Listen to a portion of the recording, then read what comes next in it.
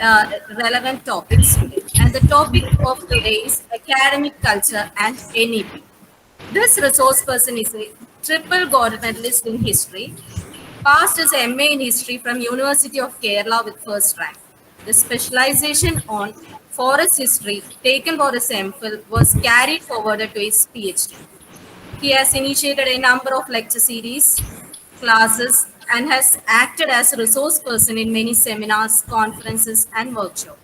He is a recipient of many honors, awards, and grants. With great delight and honor, I and the Department of Computer Science introduce the key speaker, Dr. Sebastian Joseph, retired professor of history from Union Christian College, Alua, General Secretary of Kerala History Congress, on behalf of Al-Ameen College. I extend a general cordial welcome to you, sir. Welcome, sir. Thank you. Next, I would like to welcome our beloved principal, Dr. Sini Kurian, who has always been a pillar of support, motivation, and inspiration to all of us. Welcome, ma'am.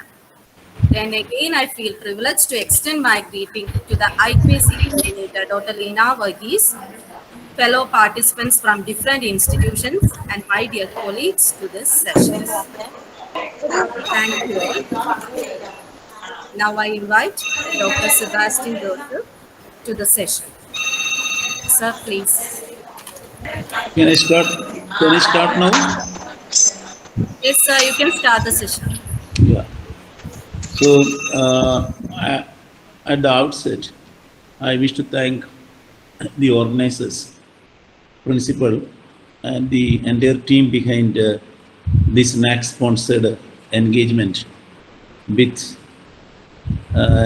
national new education policy, as well as different manifestations of the policy, and also as a platform for sharing the perspectives on higher education. My title of the lecture, as it is given to Dr. Leena, is Higher Academic Culture and NEP. You know, at any time when a new education policy is mooted or put straight into the domain of academicians, definitely there will be heated debate over it. The pros and cons of this education policy will be discussed, and it will have definitely strength as well as weakness. So I am not going to concentrate on new education policy after finding some fault with it.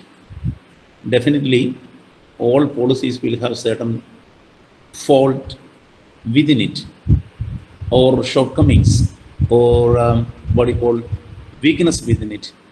But looking at the overall stretching of the policy, I wish to concentrate on certain things for the help of the teachers in formulating certain pedagogical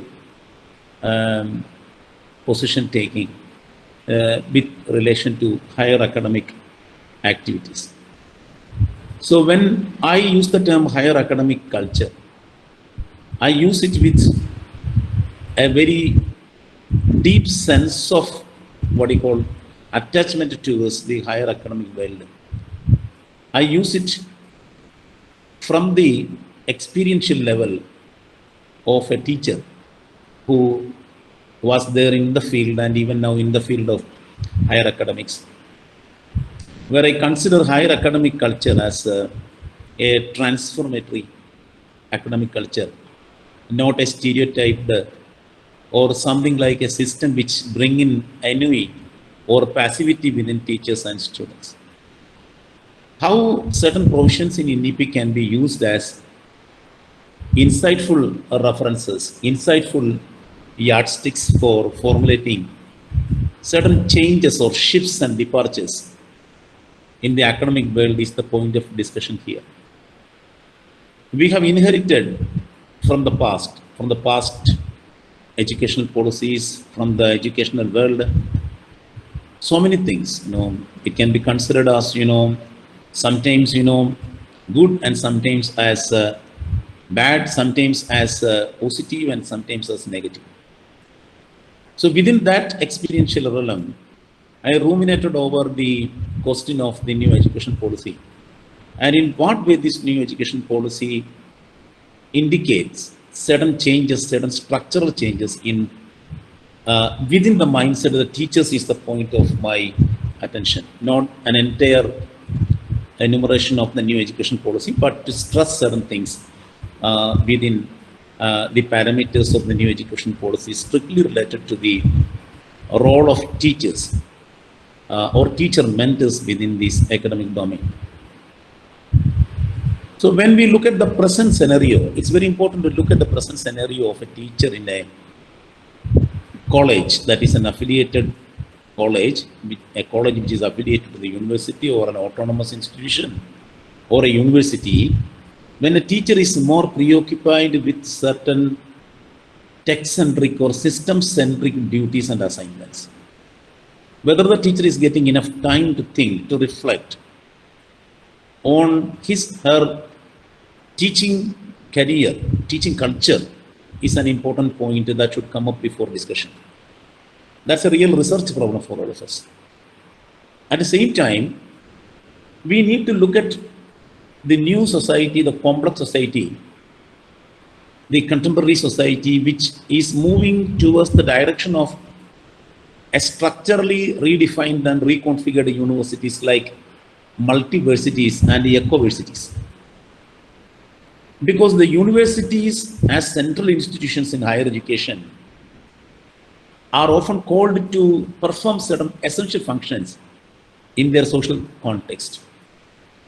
Throughout history, we have changed the roles and functions of the universities, adapting to the contemporary needs. But certainly, conflicts and resistance will also emerge. But one need to look at the new challenges, certain new challenges that have come up in the context of the global society making, including sustainability and intercultural dialogue, lead us to think or rethink new missions for the universities and their linkages with the rest of the society. So what I mean by this is that a critical attitude towards the university system is essential. The entire university system is essential. And what are the specific role of teachers in this system in order to revamp, to reboost the university system, the education, higher education is the most important thing that we need to discuss in this lecture. I told you that the universities are undergoing transformations, profound transformations on the world scale. Some of the characteristics of the heterogeneous and at times conflicting and contradictory transformations, make us to call the present universities in the whole world, in the global scenario, as something like, educational experts call us the postmodern university. A postmodern university which is finding, the system or which is looking at the system, how to reconfigure the system to adapt to the changed circumstances, the postmodern university. The postmodern university is also a university to critique the established parameters of teaching, learning and research and also extension activities within the universities. And against this postmodern university, you have also a competitor in the field, which educational experts, contemporary educational experts call it as the enterprise university. The former term which I used, the postmodern university, it encompasses a very broad terrain of academic engagements, where the universities are not just to teach, research and extend, but the universities are to transform the society as per the needs of the postmodern condition. I would like to draw your attention to an essay, an article written by Jacques Derrida, The University Without a Condition. A university without a condition is something like it's a futuristic university where thinking, researching, studying, collaborating, all these things lead to the freedom of the academics, freedom of the academicians who are engaging in the curricular and co-curricular engagements. Whether a man's intent is just to study, to mug certain things is not the priority, the criteria of the postmodern universities. The postmodern universities looks at, integrating the curriculum. When I use the term curriculum including the syllabi which we prescribe for various courses, and how that transcend into the society, which liberate the society. It's not just a skill orientation. It's not just an enterprising university. It's not a university which simply look at, certain facts and figures or statistical data and details are very important these days because, for all the ranking and everything, we need that. But beyond that, whether the universities create a knowledge in that sense. So what is the departure that is to happen at the postmodern university? Can you hear me? Hello? Yes, sir. Can you hear me? Yes, we can hear. Okay. So the aim of the postmodern university is to Yes, sir. a certain power on the part of the university to create new ideas. As teachers, I would like to call your attention to this fact. That is, we talk about a lot of, engagements with the industry, collaboration with the industry. We talk, mainly we concentrate on outcomes of, education because outcome-centric education is actually the criteria that is being followed. When we are asked to prepare a syllabus, you need to give certain outcomes, Sometimes these outcomes are not the outcomes that is materialized. The students have other outcomes also. So are you in a position to create a room, a space for critical thinking is the most important thing in higher education. That is what I mean by the higher academic culture. Higher academic culture is not just to create, it is not just to update the skills, it is not just to enhance the entrepreneurial skills of the students and also the teachers. It's not just the utilitarian practices, but beyond that, all these things are very important, but beyond that, there is a concept called ideational fertility. Whether ideas are born in the classrooms, whether new ideas are born in the classrooms, new thought processes are generated in the classroom, new perspectives are generated in the classroom, or are you following the pedagogy of the oppressed, as is, pointed out by Paulo Freire. I think some of you might have read Paulo Freire's, philosophy of education, where he talks about the banking system of education, where the teacher deposits his knowledge and the student take that knowledge and, duplicate that knowledge. There is no reconstruction of knowledge. There is no reimagining of the knowledge. There is no production of new ideas. Old ideas are being circulated in that sense. So that leads to a highly monotonous system of higher education scenario. Higher education is to leave that practice of, making people duplicate thoughts and imagine on the lines of the teachers, They have to follow a different imaginary practice tract. This is what Paulo Freire and other critical pedagogical philosophers have talked from time to time. Here I would like to point to you one important factor. This is from the pages of history. As a history teacher, I can't resist telling you this particular aspect. In the year 1795, two institutions were founded in France. One institution was called the École Polytechnique. École Polytechnique was to enhance the skills of the students in France, in 1795. How many years before? So Ecole Polytechnique was given the assignment to manufacture essential goods, to update the skills of workers, to update the skills of students, and to make them more productive for serving the nation.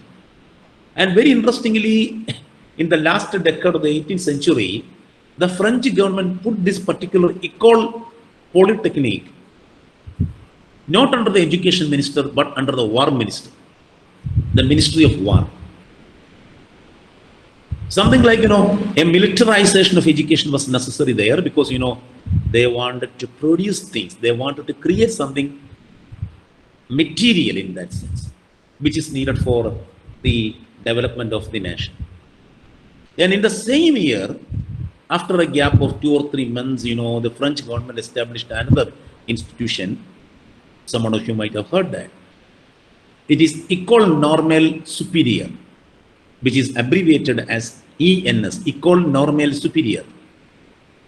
And here, a higher academic culture was the dream project of the French government. How to cull out knowledge, how to create new knowledge, how to create new perspectives, new ideas for the state. Through intellectual collaboration, through a kind of transcending the boundaries or the porous boundaries of, departments, by containing extremely affiliating type of, discipline practices, etc., etc. So there the social scientists, the humanities people, the arts people, the scientists, all of them work together in order to produce a kind of a higher interdisciplinary engagement. And the French government in the 18th century, towards the last decade of the 18th century, they put this particular ENS, that is École Normale Supérieure, under the educational minister, not under the war minister. So this is a point we need to understand. In education, the most important thing, the moot point is to create new ideas. When I went through some of the reports of the Harvard University, I found that, in Harvard University, there is a room for thinking, because thinking is not happening.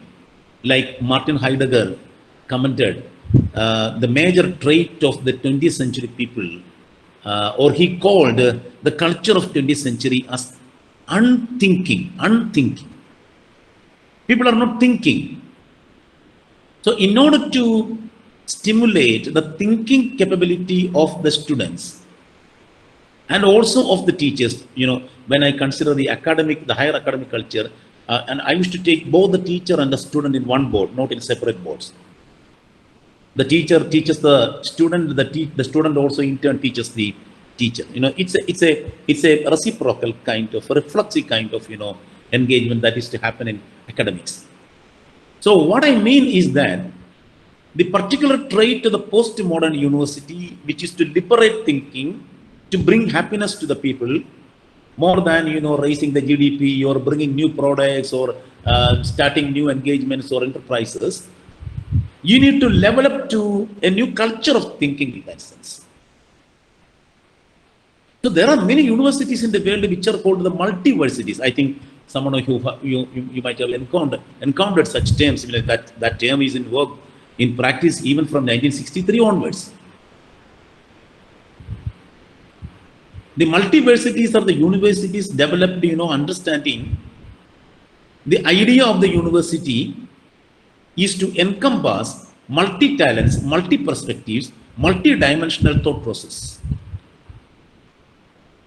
Because, when you think about multiversity, perhaps you may think that each person in the life has got a different meaning, which means that life has many perspectives to it. Education definitely is multidimensional. It's not unidimensional or monodimensional. Education is multidimensional. When I talk about this multidimensional aspect of education, a thing that is to happen inside the classroom is not just, a kind of a reprographic engagement. It's not a reprographic engagement. But what are you bringing new into the classroom through transcending the porous boundaries of the disciplines? I would like to bring before your attention, an incident happened in one of the most esteemed, prestigious, and a role model in higher academic institutions, the MIT, the Massachusetts Institute of Technology, where, there was a scientist called Thomas Kuhn, Kuhn, Thomas Kuhn. He was walking through the veranda after some laboratory experiments and all through. He was walking through the veranda of the MIT, and he happened to listen to a lecture that was being delivered by a history teacher inside a classroom, where the history teacher was talking about, French Revolution, the causes of the French Revolution, and he was explaining why and how.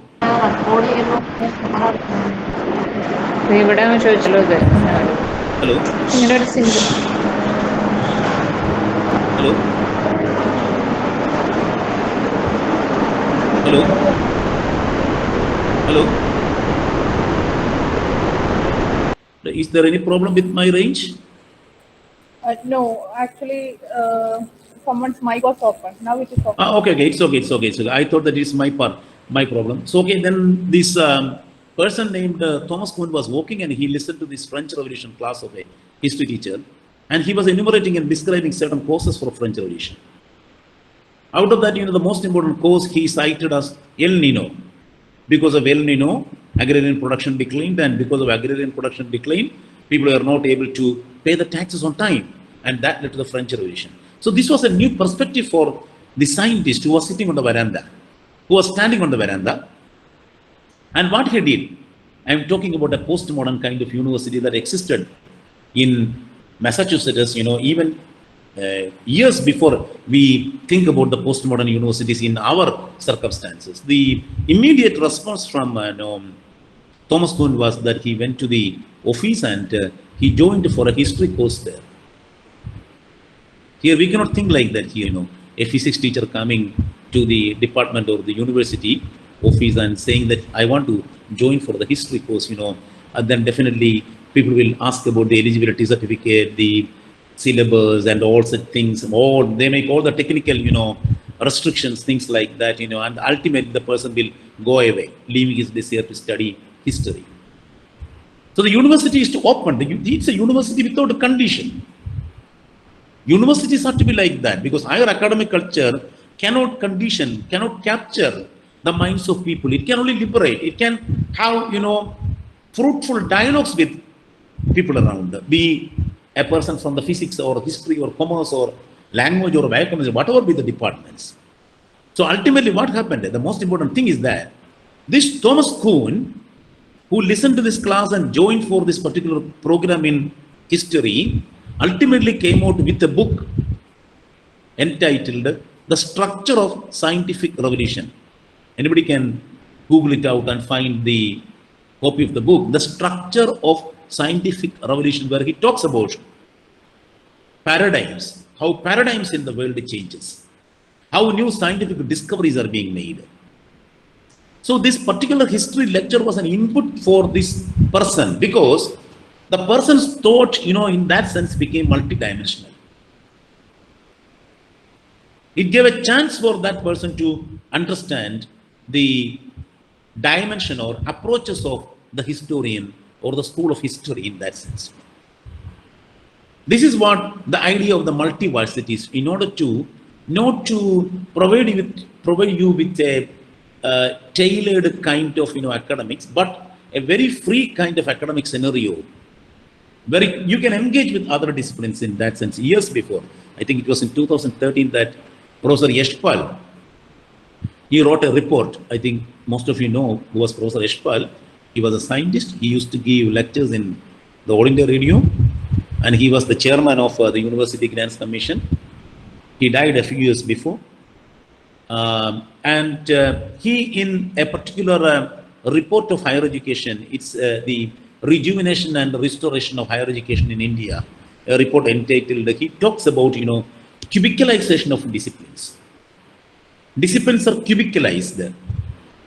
Teachers are living in different cubicles, and they are very much adhered to, or they are very much addicted to their discipline practices, where they are not willing to move out of these particular discipline terrain. That leads to a narrowing down of, or bringing more orthodox traits into higher academic practices. That's what Yashpal said. And he said that we need to go out of the discipline. The disciplines, more disciplines are to cohabit. New disciplinary practices have to emerge. Only if new disciplinary practices emerge through a synthesization and integration of several discipline practices or disciplinary practices, that a higher academic culture can be mooted very well. Apart from a research intensive, a monolithic kind of discipline practice we usually engage with, apart from that, there is also scope for bringing new dimensions to the universities. For example, if you look at the a multiversity, for example, the Himalayan Institute of Alternatives, the Sadhana Forest in Puducherry, Gauhati's Brahmaputra Cultural Foundation. There is a Lemon School of Entrepreneurship for budding businessmen. And there is a university named University of Compassion. It's not just the physical or material aspects, but they take also the mental attitudes of the people into consideration. That's the importance of multiversities. And there is an Eco Universities Alliance. That's a community of learning practitioners from around the world committed to reimagining higher education to cultivate a kind of human ecological flourishing in response to critical challenges of our times. So what I mean by this is that we are surrounded by a parallel alternate kind of university systems where they provide more critical, more what you call socially organic kind of curriculum and also pedagogical transactions for the transformation of the society. Any teacher in the higher education system is to understand what are the basic things that we need to look upon as a teacher in a university or an aided college when we think about the new educational policy. So, without understanding the culture of higher education that is happening around you, the milieu of higher education happening around you, the constant updating of syllabus and curriculum that is happening in foreign universities, the erudite lectures or the kind of erudition with which teachers talk inside the classrooms, the kind of dialogues they make, the kind of curriculum and syllabus they frame, we can't move an inch. So, understanding the present scenario of higher education is very important for a teacher. You have to think, you have to reflect in that sense. This is called, I think, in Paulo Freire's words, in concept of that is the Easter, what do you call the Easter realization in education. That understand as a teacher, you need to place introspection. Who am I as a teacher? What is my position? What is my epistemological positioning? How do I create knowledge? Whether I aid the student in creating new ideas, just apart from conducting certain examinations or asking them certain questions, Am I a person who is, supporting the culture of silence inside the classroom? Whenever we think Paulo Freire, calls it as silence inside the classroom is often given as an attribute of a disciplined classroom. But silence inside the classroom is very dangerous and demoralizing in the sense that, there is no dialogue happening inside the classroom. I'm not saying about the louder, reaction from the students or, students talking while you are lecturing. It's not like that. Whether a dialogue is happening inside the classroom. To make a dialogue possible, to freely interact with the students, to stop the banking kind of education, or to go beyond the limits of thinking inside the classroom, to make education as liberative and emancipatory, I think some provisions in the NEP is a good point to start with. So next part of my lecture, this was just to give you my broad understanding or my own perspectives about higher education in that sense. Second thing is that most of you have read, I know, I'm very well aware of that. You might have gone through the higher education part of the NEP 2020. Actually, it starts with part 2. The part 2 of the NEP talks about higher education, where paragraph 9, you can see quality universities and colleges, a new forward-looking vision for India's higher education. This clause number 9, where it talks specifically about the 21st century requirements and how a higher quality in higher education can be developed for making good, thoughtful, well-rounded, and creative individuals, in the words of the NEP policy makers themselves. And I quote, it must enable an individual to study one or more specialized areas of interest at a deep level and also develop character, ethical, and constitutional values, intellectual curiosity, scientific temper, creativity, spirit of service, and a 21st century capability across a range of disciplines, including sciences, social sciences, arts, humanities, languages, as well as professional, technical, and vocational subjects. So we need to ruminate over this. What are the 21st century capabilities that are envisioned by the NEP? Of course, there are problems with this. I understand that.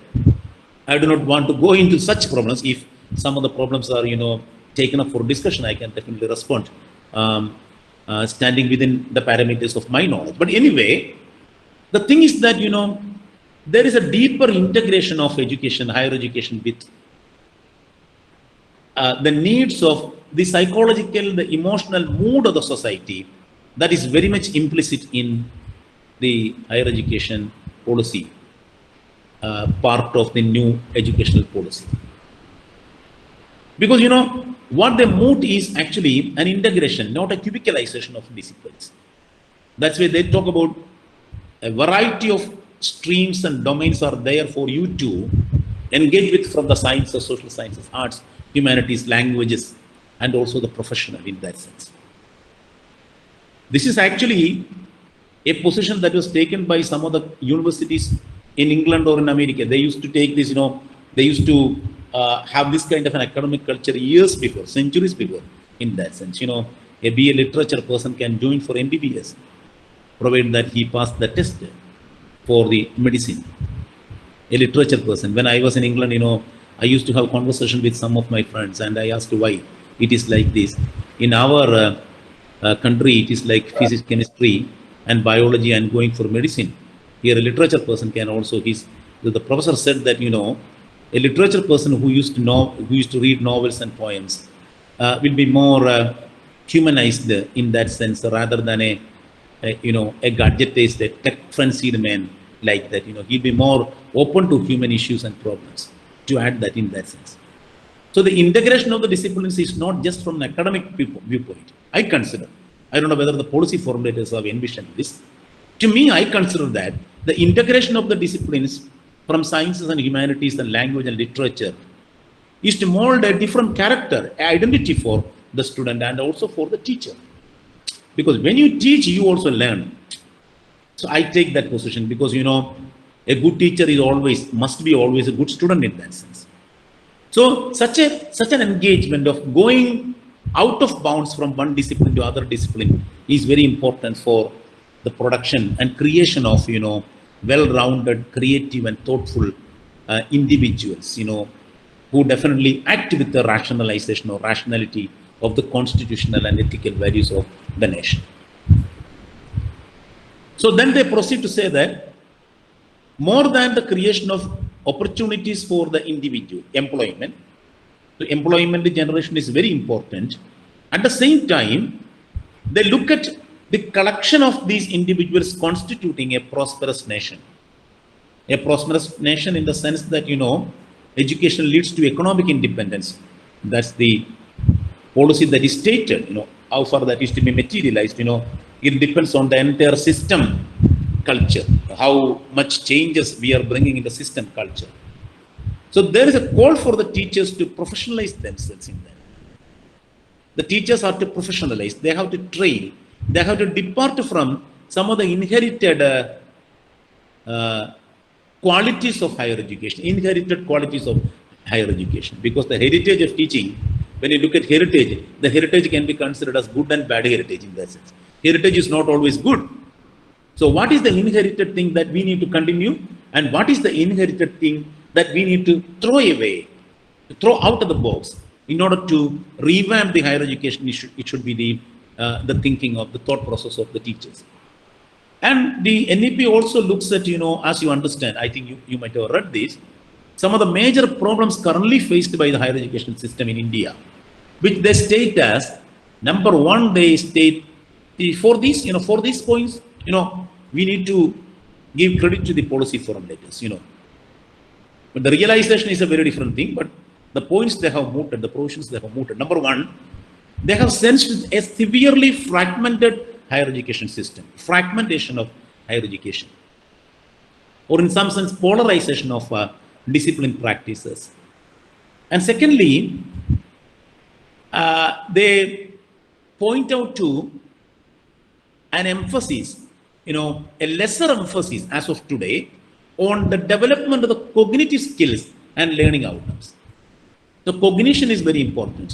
How much, the teacher propel cogitations for the student inside the classroom that lead to a cognitive kind of revolution, because the cognitive kind of revolution is the most important thing as far as the sapiens are considered. If you had read the book written by Yuval Noah Harari, The Sapiens, you'll be able to understand how the humans imagined and they cooperated, while the chimpanzees were not able to cooperate in that sense, So whether your education system leads to a fine-tuning or sharpening of the cognitive skills of the students is the most important thing. So now they see that, such a scenario, the scope of that particular cognitive revolution is less in the higher education field. That is what they have scanned it. And thirdly, they talk about, a rigid separation of disciplines with early specializations and streaming of students into narrow areas of study. Much truth in that. Because a student, without understanding which subject is good and bad, he is forced to move into a specialization. A specialization is to emerge at a very late period in one's education, when one gets academically matured to understand what is history or what is physics or what is commerce. And fourth is a point which I am not going to discuss, because that is very widely discussed within academic circles. Limited access, particularly in socio-economically disadvantaged areas, with few higher education institutions that teach local languages. That's a very important problem that they have invented, they have discovered. And fifthly, with that I end the major problems, and they also enumerate a lot of major problems other than this: limited teacher and institutional autonomy.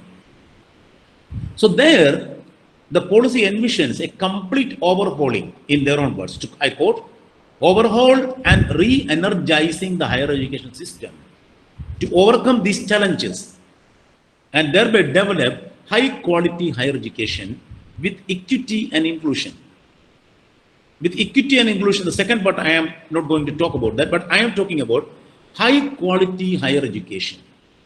Are we in a position to deliver a high-quality higher education where the whole education system is to move towards a higher education system consisting of large multidisciplinary universities and colleges, with at least one in or near every district, and with more higher education institutions across India, which offer medium of instruction or programs in local as well as in other Indian languages.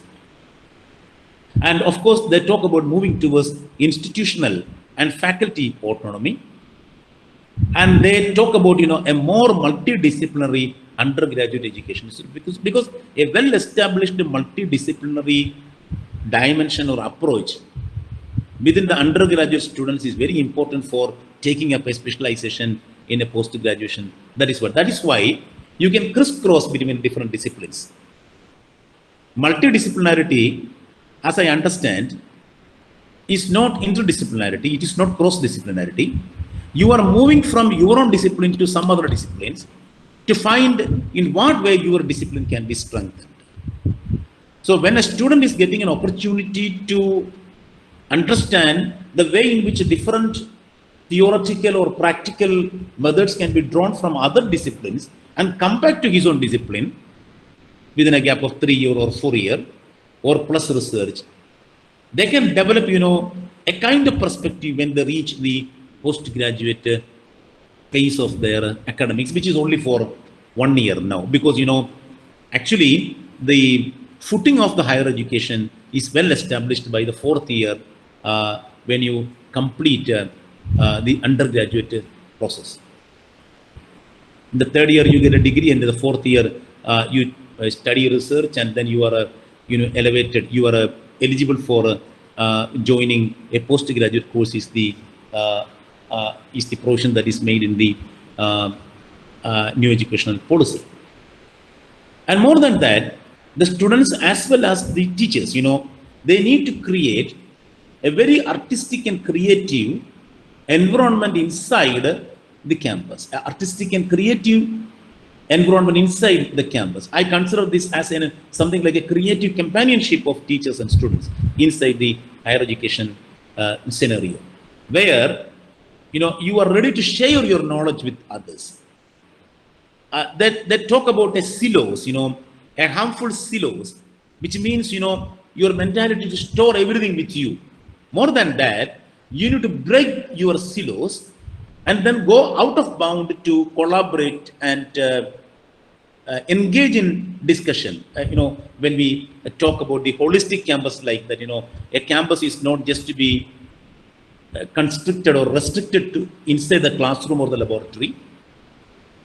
In a higher education scenario, teaching, engaging, debating, and discussing can happen even in the lawns, in the grounds, in the canteens, or in the cafes, or outside the library, in the verandas. So such a type of holistic kind of academics is to prosper in order to develop a new academic culture, a higher academic culture. Wherever you go with, a pack of, arguments where you can talk to your peers, talk to your teachers, not only from your department, from other departments also. So this is actually a dream project which was visualized in the report that is written by Professor Yashpal in 2013, or I think it is in 2013. He came up with this report, Restoration and Rejuvenation of Higher Education scenario. So when we talk ultimately about a holistic and interdisciplinary education, according to the NEP policy, it aims to develop all capacities of human beings: intellectual, aesthetic, social, physical, emotional, moral, in a more integrated manner. Such an education will help develop what they call as the well-rounded individuals in the process of the critical 21st century capacities. When you go beyond, or when you cross across other, discipline terrains also. And another point for information that is very much mooted in this particular NEP, the higher education policy, is high quality pedagogy that is very necessary to successfully impart the curricular material to the students. Certain pedagogical practices determine the learning experiences that are provided to the students. When we talk about the pedagogy, I need to make, a differentiation between curriculum and syllabus. Usually we take this as a unified body of academic work. These are two things, because curriculum, it is to be termed, it is to be used as, a combination of syllabus, course design, including classes timetable, as well as lesson plans for the subject. If you go through some of the curriculum and syllabi of foreign universities, you'll be able to find that it is not just, simply separating as 4 modules, and filling everything into the 4 modules so that the students will find it very difficult to go ahead. I have found when I searched some of the universities, I found, as far as my subject is concerned, uh, in 4 modules, 4 books are given. That's all. 4 books are given. You need to study the book. You need to review the book, critically encounter the arguments inside the book, and the means and methods which to read the book, to critique the book, and to write an assignment is also included in the syllabus. It is not just 4 modules and some suggested readings like that. So when you define a curriculum, it should help the students in planning how a certain subject or a course is to be approached. It should also help the teacher to make certain orientations, mental dispositions towards teaching a course. It's not like, just a technical kind of thing, which you say that, I have finished the syllabus towards the end of the academic year. Once, while I joined for duty as an assistant professor in UC college, in the first year, some of the courses which were assigned to me, very difficult courses, I was not able to complete all the modules in that sense. Some part, left unfinished.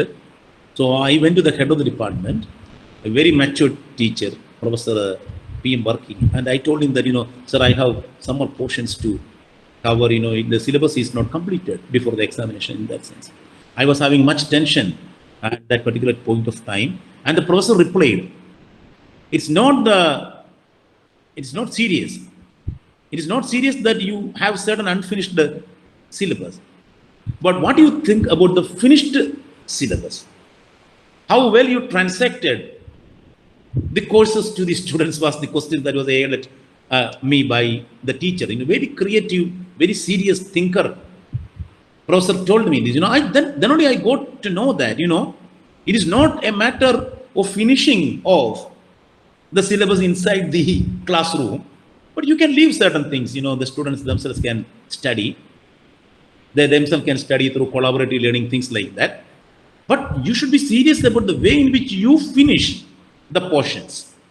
How you have finished the portions, and in what manner you have finished the portions. So the curriculum should be a direction. It should be a signpost towards that. That is why curriculum is to be termed as, an educational treatise for both the teachers and the students, and also for the public to look at the curriculum and to understand whether the university, this college is going in the right direction. In some universities and colleges in foreign countries, we also tried to a certain extent in NG University. I don't know how far it materialized, but in foreign universities, the opinion of the students are also taken to frame the syllabus. The final year students, they will also be invited for the syllabus workshops, and their opinion also will be taken for framing a new syllabus or a new curriculum. So such a type of flexible, very flexible kind of academic culture is to be raised in the universities and colleges, even affiliated colleges. There is ample scope for raising such syllabi and also curriculum. So it's a question of motivating the faculty. A curriculum is a textual document which is to motivate the faculty, to stimulate him, her in engaging or creating a kind of a learning experience inside the classroom. It is not that the syllabus is there and you are there and the students are there. It's not like that. It is to promote a kind of, very highly interested kind of, collaboration between the students and also the teachers, the curriculum. So when you frame a syllabus and a curriculum, why I am saying this is that the new education policy is making maximum stress on a new kind of transformative curriculum, as well as, a revolutionary kind of pedagogy in that sense. That's why I raised these issues with you. So what are the things that you need to understand when you make a curriculum or conceive a curriculum? One thing you need to bear in your mind is that the curriculum should well define its objectives, what the students should know and what they learn ultimately towards the end of the teaching sessions. It should be very specific and very objective. And curriculum, it should support trainers and teachers alike in providing high quality learning experiences for all students. Because ultimately, the curriculum is to be framed by a team of experts who have proven research experience in that particular course. Of course, as I told, they can take inputs from anyone, including the students, but ultimately, a curriculum and a syllabi is to be prepared and conceived by people who have very core research contributions in the particular area. Otherwise, you know about the type of syllabus and the curriculum that are prescribed by the universities in Kerala. And not to say about India, just to take the position of Kerala. It should also support teachers and students alike in providing high quality learning experiences, as well as it should be up to date. It should be able to create a perspective out of the course. What is the perspective that you have gained from studying this course is the most important thing. It's not just enumerating certain 1, 2, 3, 4 kind of outcomes, but what is the overarching perspective that the student is getting after studying this course is very important. So a curriculum and a well-balanced syllabus is very important in the coming days, because actually the orientation of the NEP is towards that. I am not neglecting or nullifying certain positions taken by the UGC and all in making uniform syllabi for certain courses. Of course, those are very important issues to discuss, but I just want to look at the role of teachers pertaining to the NEP, how you can conceive, how you can construct, how you can propel the imagination of the students. That's what I focus and stress during my lecture. That's why I am omitting such a larger issues which are taken by the public outside the purview of higher education. And also in some higher education circles, these are also matters of discussion. So what I understand from this particular structural transformation of higher education is possible only if the faculty are in a mental disposition to create something new. That is why the meritorious faculties, will definitely create that something new. Because our aim is to teach, to research, and to extend. And to say a few words about the extension activities, Extension activities too have to come from the curriculum and the syllabi. It's not that, we, as if the organizers of the NSS or some other organizations are doing. They are in their own terrain. They have particular extension activities. But academically, extension is to come from the courses that you teach. For example, I can take, when a teacher is teaching, biotechnology or botany, if the teacher, successfully transcends this particular teaching methodology to the students, and the students ultimately go out to collect, traditional botanical knowledge from a section of the people living in a village. For example, if the women's knowledge of the botanical,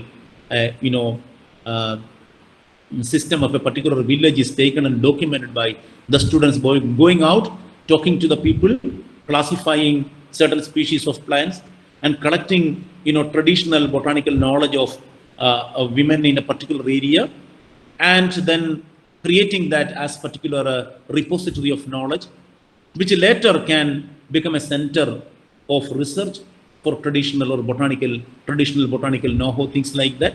That is the real extension. So extension is to happen from the particular syllabus, the curriculum. The curriculum is to stimulate extension activities also. So the real extension is not outside the purview of one's curriculum, but inside it. How well you internalize the academic practices, how well you train the students towards this particular extension tells how well that particular syllabus is conceived by the syllabus makers. So that is also a very important point, because NEP's direction is towards this kind of an understanding in that sense. So ultimately, I wish to tell you uh, that the people who are engaging with different academic practices inside a college can be considered as an academic tribe. It is their academic territory because you are aligned with a particular structure of knowledge, a training domain, and you are having similar tasks of teaching, research, and administration. Finally, that reaches out to the students, speaking different languages, following different methods, things like that. So, understanding this, that you are as an academic folk, an academic tribe and territory, one need to enhance their skills, enhance their understanding in their own discipline. If you want to go out of your discipline, then you must have a complete understanding of your discipline. That is the first important, an empirical as well as a theoretical understanding of one's own discipline is very important. I wish that teachers will read a book that is authored by Tony Becker and Paul Trowler. I will spell it: Tony Becker, Becher, and Paul Trowler, Trowler. They have written a book named Academic Tribes and Territories. How we are having certain territories within which we live, and how we can restructure these territories by enlarging the collaboration to other disciplines in that sense. Because the way in which a botany teacher is looking at the tea, and the way in which a management teacher is looking at the teak, a tree, and a history teacher is looking at the teak tree are different approaches, different orientations within which they look. A botany teacher may be more concerned about the taxonomic and silvicultural manifestations of a teak tree. A management teacher may be looking at the commercial viability of the tree as a timber, and a history teacher may be looking at the teak tree which causated large-scale deforestation in India during the colonial times. So these three perspectives, the botany, the management, and the history perspectives, when they are taken together, that leads to the creation of a multi-dimensional kind of knowledge, which is very well mooted by the NEP in the multidisciplinary engagement, which will definitely lead to a very higher kind of interdisciplinarity in academic circles. So what I understand by the higher academic culture is the shift, the transfer from this multidisciplinary engagement to interdisciplinarity. For that, you need to understand what is interdisciplinarity, because actually interdisciplinarity is a term which is actually very vaguely defined by many people. Interdisciplinarity is not multidisciplinarity. There are other disciplinarities like pluridisciplinarity or cross-disciplinarity. So interdisciplinarity is a kind of disciplinarity which leads to the production of a very higher kind of knowledge through systematic integration of different methodologies from different disciplines. Ultimately, that would create a new branch of knowledge in that sense. For example, if you look at cultural studies, film studies, if you look at gender studies, environmental studies, those are new branches, pristinely interdisciplinary branches. So the multidisciplinarity which is focused in the new higher education policy is to bring diverse perspectives, illustrate diverse perspectives to enlighten a topic or a theme at issue. It is not a very higher kind of a disciplinary practice. It is the beginning, start towards a shift to interdisciplinarity. In multidisciplinarity, a topic is viewed from the standpoint epistemology of more than one discipline, brings together these multiple dimensions, but the knowledge production is always determined by the driving discipline. For example, if botany is taking some insights and methodologies from physics and history and economics, ultimately the teacher goes back to botany and strengthen the topical knowledge about a tree or a plant species or about biodiversity or conservation strategies, etc., as a terrain of botany itself. This is multidisciplinarity. It is not going outside one discipline. And now you have other discipline practices like a botany teacher can definitely help get help from technology.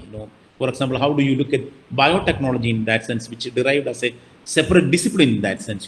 It's pluridisciplinarity. It's just cross-disciplining. You cross one discipline terrain to other discipline terrain. But whereas transdisciplinarity is the thing which I hinted to you some few minutes before, that is how your particular knowledge can be used for the society at large. How a knowledge perspective from a given subject of knowledge, terrain of knowledge, is taken outside the purview of academics into the society. That's a very higher kind of research where extension is to happen, transdisciplinary practices. But this multidisciplinary, hello?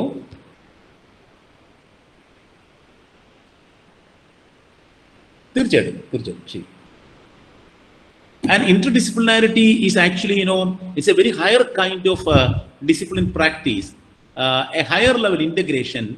If I quote the words of Roland Barthes, interdisciplinary work, which is so much discussed these days, it consists in creating a new object that belongs to no one. So towards that perspective, the discipline practices are to be reclassified and reconfigured in tune with the ideals or the provisions that are enshrined in the new educational policy. Towards that end, a new higher academic culture is to be created. It is to be created as a culture of the institution itself. So when it is created as a culture of the institution, that will easily permeate into the mindset of the students and also the teachers. That way you can become a different league in that sense in higher educational scenario. With these words, I end, and if some questions, I can take it.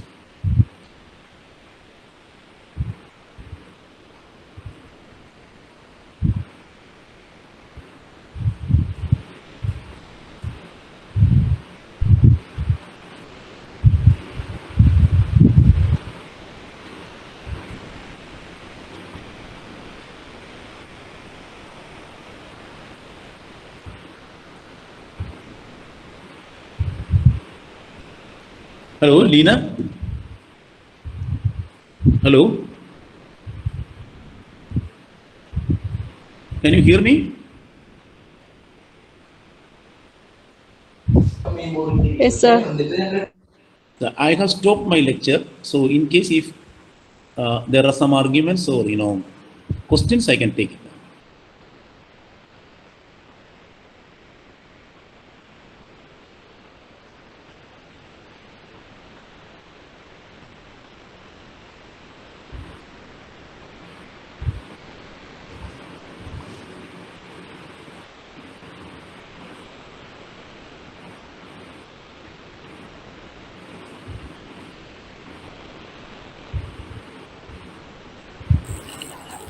Hello, sir. I'm Hello. Shrija. Hello. Sir, I'm Shrija. I have a disagreement with you because you told when you learn or when you teach humanities, there will be more what you call a kind of sapient kind of thing that is more involved in humanities, art subjects, and science. So if a person who study medicine will be more compassionate to that means a doctor, a MBBS person who study humanities will be more compassionate to his patient when he learns humanities or language like that. You commented, no? I have a strong disagreement in that case because we have no data, right? Without any proper data, I think we can't make a common statement like that.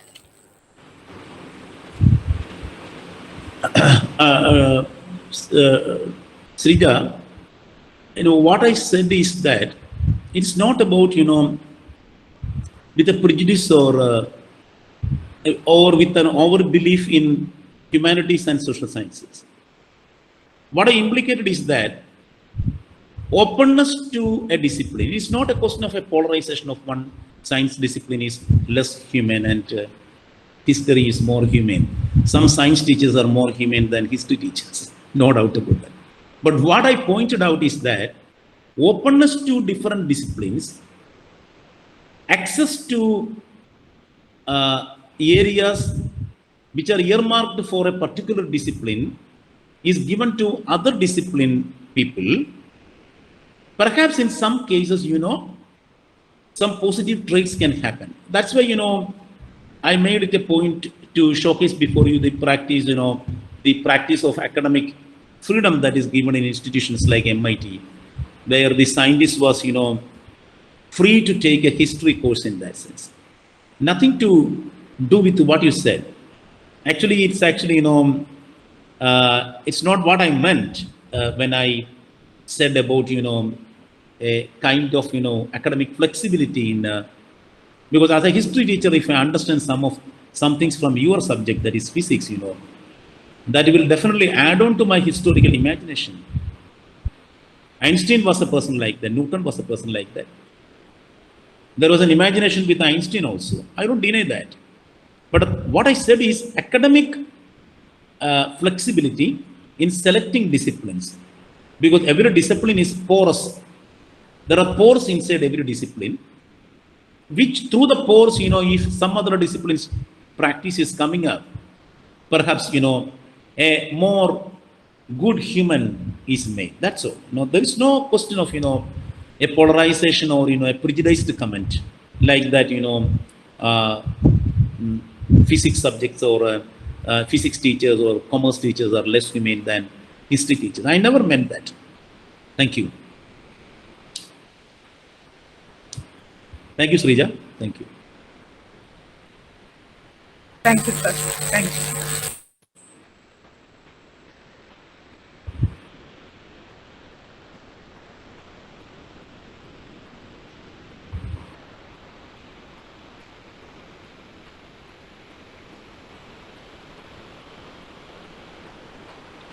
Good morning, everyone.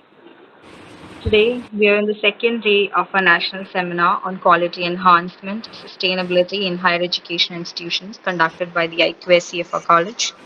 As the first session of today, Dr. Sebastian Joseph, General Secretary of Canada History, elaborated on higher academic culture and NEP. He gave us a clear and accurate picture of higher academic culture considering the new national education policy. He also pointed out the ways in which the provision of NEP can be used in an academic space, and he mentioned humanitarian concepts to give further details on the concerned topic. And from his 1 hour of informative session, we could understand the role of teachers who are now mentors in this revised curriculum. That was really an eye-opening session. Thank you so much for your precious information and your precious time. Sure, the session has been really helpful for all the participants. Thank you so much for being patient with me. Thank you all. Thank you.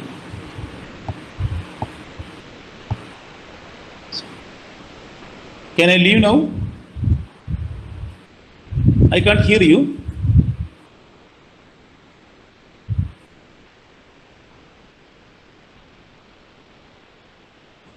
Lena, you are not audible.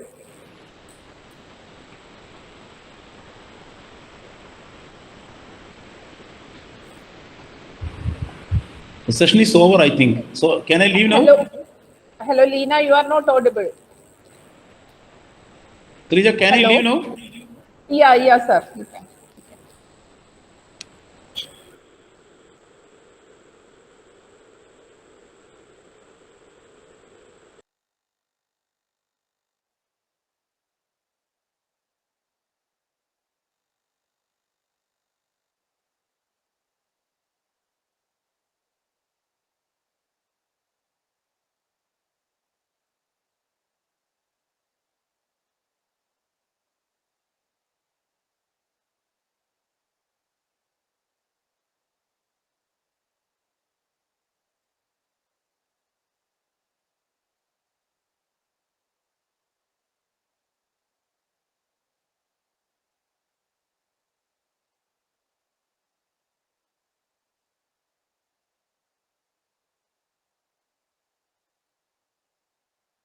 Hello. The next session will be starting soon. There will be a 2-3 minutes delay because there is some problem with Lena's mic. So it will be started soon.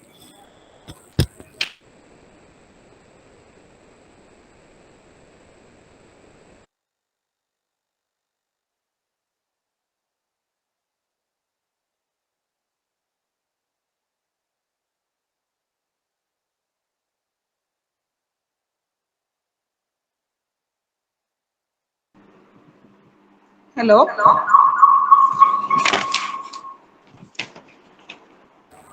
Hello, Lena. You are audible now.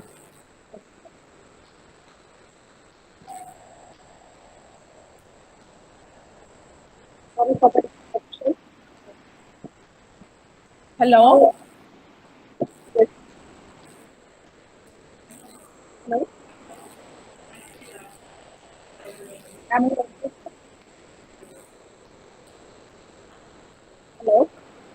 Hello. Hello. Yeah.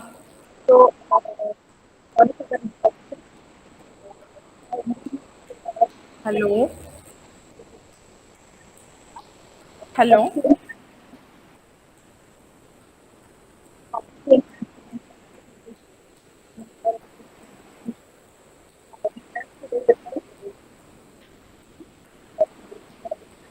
കേൾക്കാൻ പറ്റുന്നുണ്ടോ ലീന പറയുന്നത്?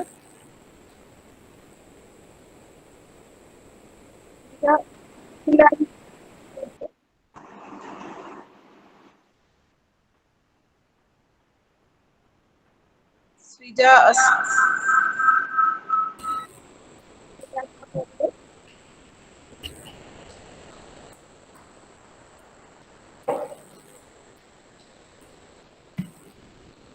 Hello, everyone. We will start the session. I will introduce our guest, Dr. Baby Shari PA. Many of us may be knowing Madam very well because she's a regular resource person in our UGC HRDC courses. Actually, she is now a professor in the Department of Psychology, University of Calicut. On behalf of Al-Ameen College, I welcome you, ma'am, to handle this session.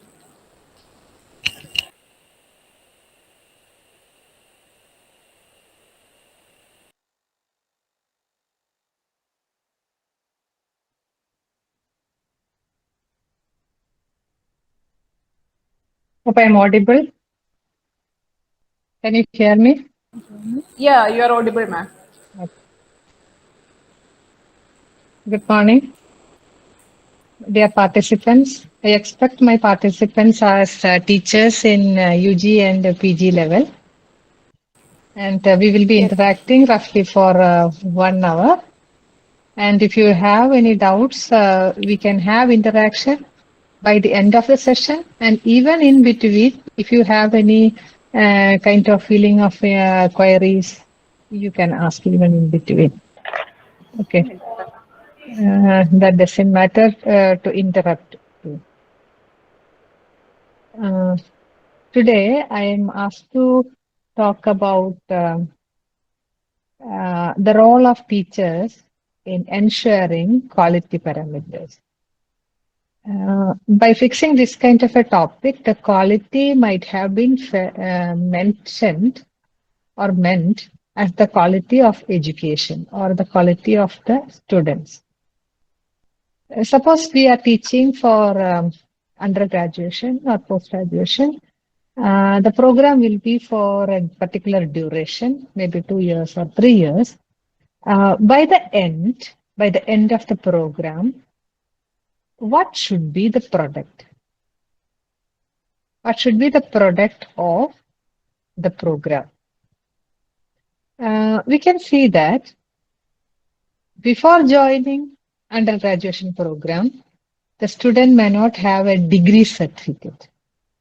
By the end, if they are successfully completing, they will be getting a degree certificate and they'll be having the grade sheet too. Is that the product? Can we say that the grade my student has attained through the program is the product. If we analyze, we can see that the certificate will be resting somewhere in the files or in the personal belongings of the student, and it will never be going to enter into the society. Sometimes we can argue that, of course, the marks will be analyzed during a selection process when the student will be seeking a job and things like that. But actually, something that really enter into society and will be interacting with the society will be nothing but the person. So actually, it will be the student who happens to become the product.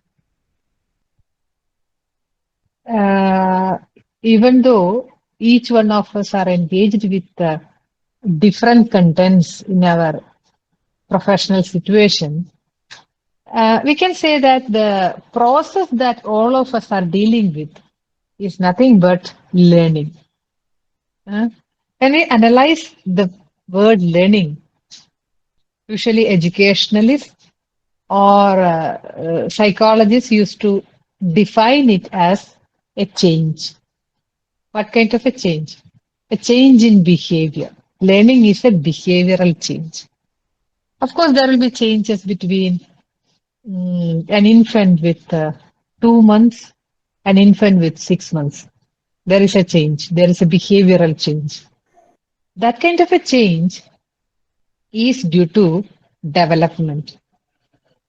But the learning is a change in behavior while undergoing experiences.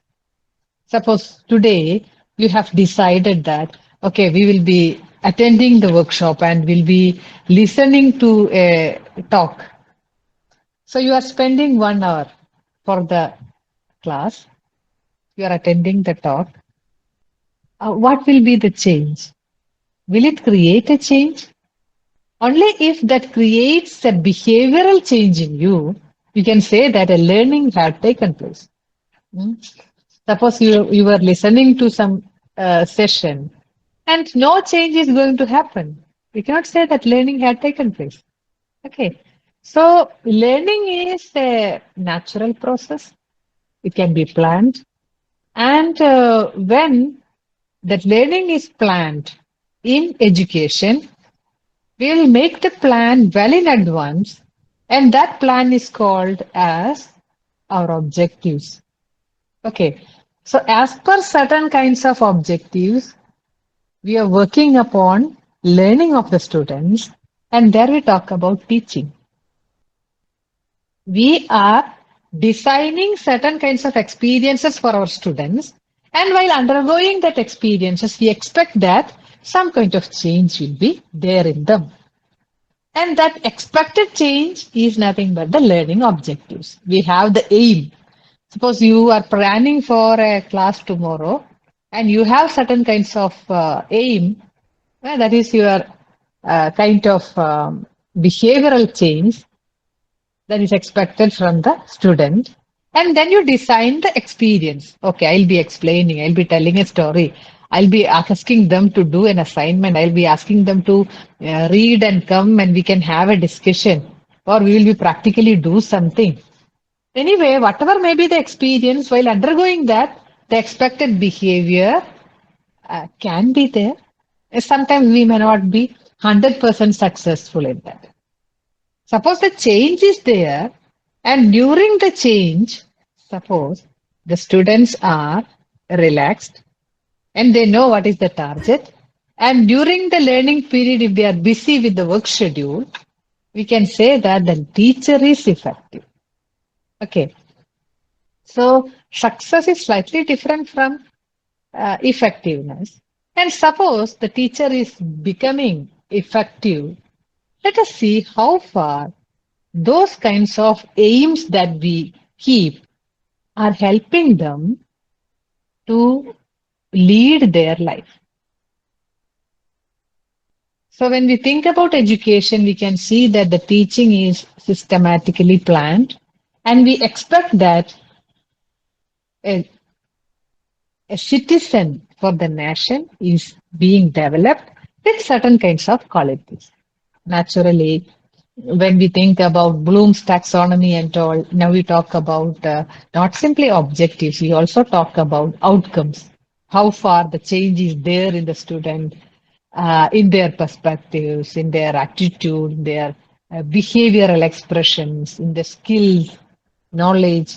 Like that, we also talk about outcomes too. So in education, ultimately we are expecting the development of a citizen that is socially beneficial for the society is being expected out of it. And it will vary as per the programs. Okay. Suppose we consider school education or education up to graduation. Hmm? So it takes roughly the student will be of 20 years age by that time the person complete their graduation. So in the 20 years of time the person was living, the majority of the time when the person was alive or maybe awake, we can see that from maybe 3 year onwards or 5 year onwards, they might have entered to education. And every day they will be coming to school or college. And the time that they spend with their parents, with their family, will be lesser than the time they spend with teachers. Then there comes the responsibility of the teachers over the personality or the quality of the citizen. Like most of the time they are awake, they are with us. They are in the campus. They are with the teachers. They are dealing with the learning experiences. Then we can never blame anybody else, maybe the neighboring society or the cultural background or the familial background or parents, for the behavior of the students when they come out after graduation. Isn't it? The majority of the time they were spending with us, they were undergoing the learning experiences, they are in the campus. There, we have to think about not simply syllabus, we have to think about curriculum. So, what is meant by curriculum? Syllabus, you know that the content that we are dealing with during the classroom, which is already prepared by experts, we call it as syllabus.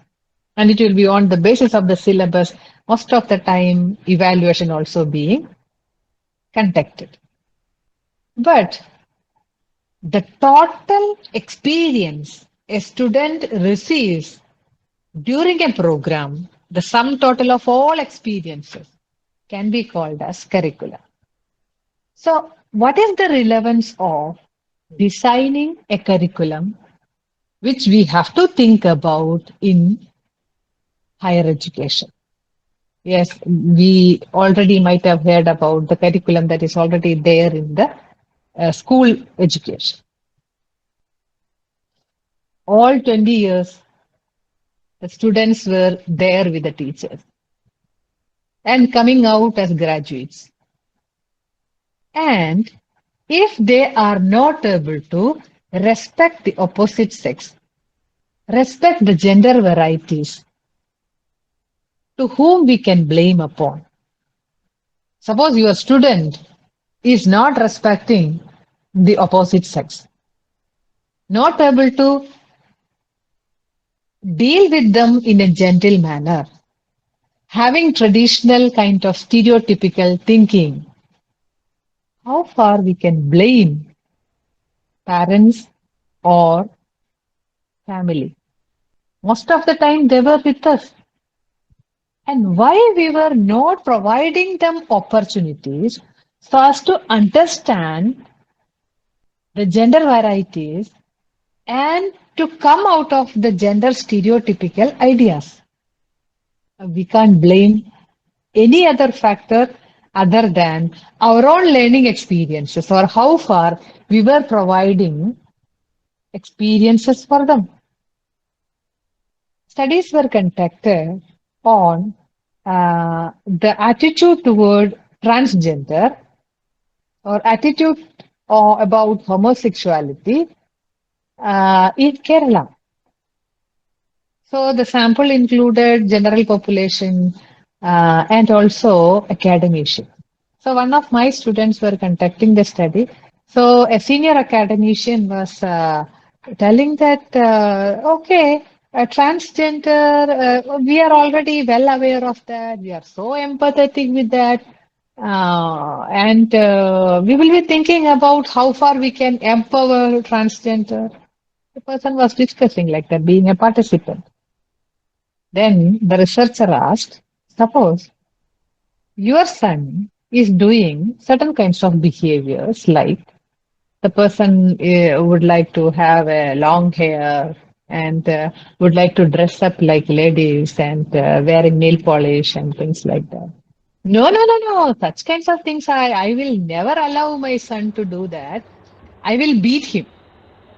All on a sudden, the response came, which means that even when we preach many things, even when we have certain kinds of ideas in us as awareness, so that we can write essays and score marks, or can even preach many things or talk about many things in the class, how far these kinds of things are being internalized so that our students will be provided with experiences so as to really become aware of gender, get sensitized to the issues that the sex minority face. And, excuse me, I think somebody switched on their mic. Okay. And motivated enough to intervene into gender related issues which has to be expected from an educated person. In these kinds of analysis, we can think in two different ways. How far we personally are ready enough to come out of these gender stereotypical ideas or making us to be very traditional. At the same time, we can also think about how far the learning experiences that we design, we provide for our students, are making them to get sensitized to social issues. While talking about social issues or social problem, the awareness of teachers should be very specific. Suppose a teacher decides that dowry system is bad and I'm not going to do that. I won't be accepting dowry. I won't be providing dowry. Well and good. Suppose you see some kind of an issue in a person which is dowry related, of course that is an individual problem. But when we think about the statistics on dowry related issues, dowry related harassment, we can see that the reports are too much. The number is very high. The statistics is very high. So that a single person's intervention is not going to do any particular thing in the big issue. So that kind of an issue, sometimes a nation will be identifying as a social problem. So like that, we can find any number of social problems that is there in our country. And of course, being teachers, we just have to get sensitized to that and also create attempts in the classroom so as to create awareness as well as sensitization in the students. So that kind of a very one issue was being discussed as gender-based stereotypes and the attitude toward gender minorities. So once the person has got high degree, the person has got high grades in our classroom activities, in the examination, if the person does not have this kind of a perspective in their mindset, how that person will be behaving in the society. So when the student is considered as the product of our program, the behavior of the student is very, very important. So their perspective on gender is equally important.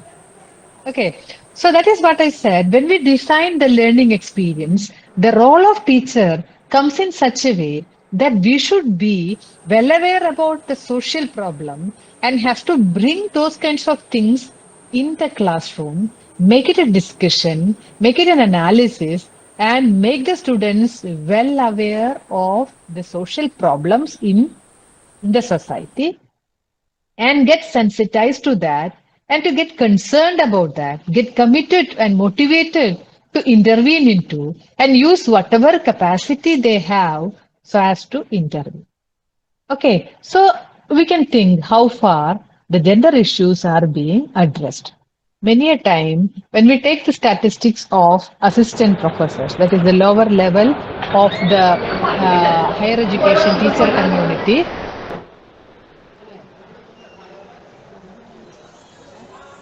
I feel like somebody named Vijaya has switched on their mic, and if the organizers can contact this person, please do. Yeah, I contacted madam. She's not lifting. Yeah. Vijaya, And please if you mute your can, mic. yeah, if you Yeah. can mute from your side, even that Okay, can be okay, done. okay, okay, madam.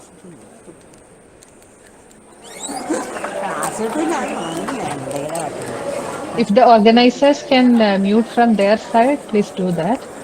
ആ വേസ്റ്റിൻ്റെ പാത്രമാണോ അതിൻ്റെ ഉള്ളിൽ ചുരുട്ടി ചുരുട്ടി പിള്ളേർ വെച്ചിരുന്നതാണ്.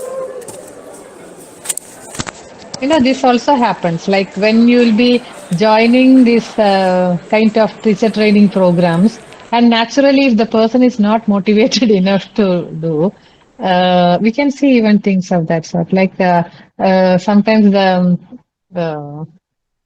when HRDC programs are there, when we think about online programs, the principals are demanding that the teachers have to do their work in the college and also have to attend the program. So how they will be doing? They'll be switching on the system and will be engaging in their own daily activity. Okay.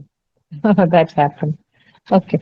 So what I was trying to tell was that, the gender stereotypical perspectives are really being either transferred to the students during the classroom hours, during the interaction, and nothing is going to happen during the program so as to address the traditional ideas the student carries, and that will be well protected as an out product after the program.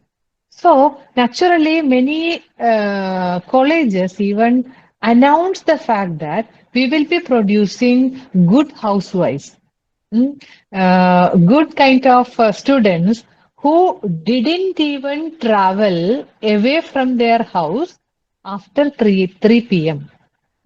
Who didn't have any kind of contacts and interaction with opposite sex. Parents even prefer ladies only colleges. You can have your own personal experiences and see how far we are rigid enough so as to mold the students and will be bringing out as the product as we expect.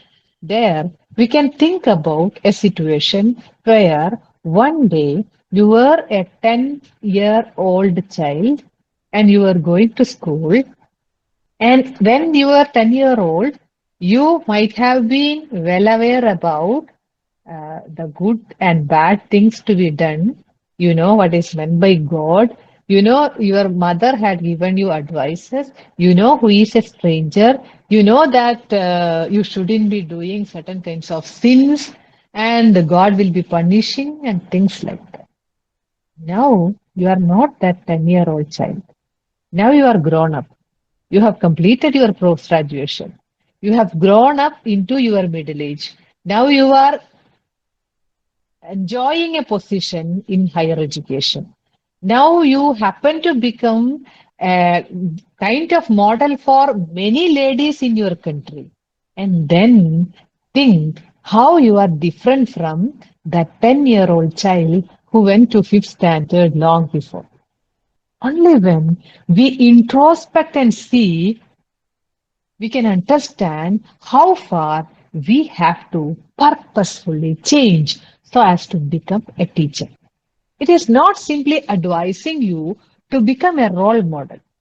We cannot always become role models for students, but we should have certain kinds of perspective about the society, about the social issues in the society, then that has to be brought to the learning experience of the students and to make them get prepared so as to move on in the society.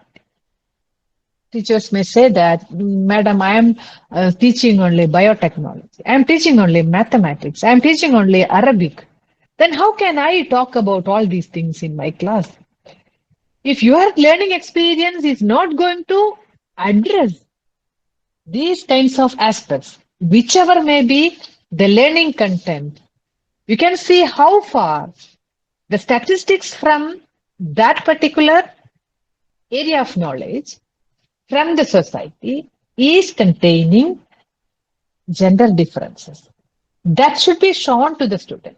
Suppose you are a biotechnology expert, you can show them how far the different positions in your particular subject is being enjoyed by ladies, of which how many of them are coming to the higher level positions, which has decision making roles, which has got challenges to face, which will be assigning them roles of CEO, roles of directors of institutions, and make them have a comparison. Why the lower strata contain a lot of ladies and why not in the upper hierarchy? That has to be analyzed. Why certain positions are more enjoyed by ladies like teaching profession, nursing, and things like that. Why not in challenging positions like executive positions, engineers, or surgeons, or other kinds of area? You may be saying that, Madam, now the condition is changing. Now it is increasing. Yeah, it is increasing. Increasing in comparison to the time of your grandparents. Of course, that is increasing. But think about the technology which was there last year and today. The change is so drastic. And that kind of a drastic change can never be seen in these kinds of advancements of ladies, advancements in accepting gender minority. So these kinds of discussions should be there because the students are someone who is going to face the crisis in the society through their life, and those people have to become the decision makers of the society later on. Suppose our students has completed the program and they don't know how to manage the waste.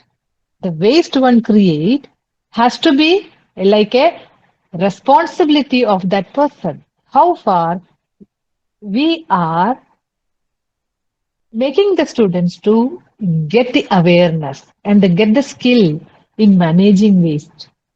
Think about the tourism in our country and what people comment when they come here as tourists. The student,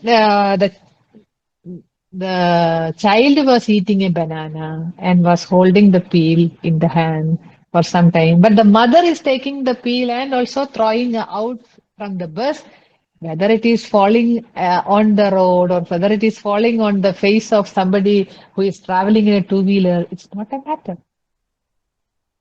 Some child who was vomiting in the bus and might be collecting all the things in a plastic cover and sometimes maybe throwing out quite irresponsibly.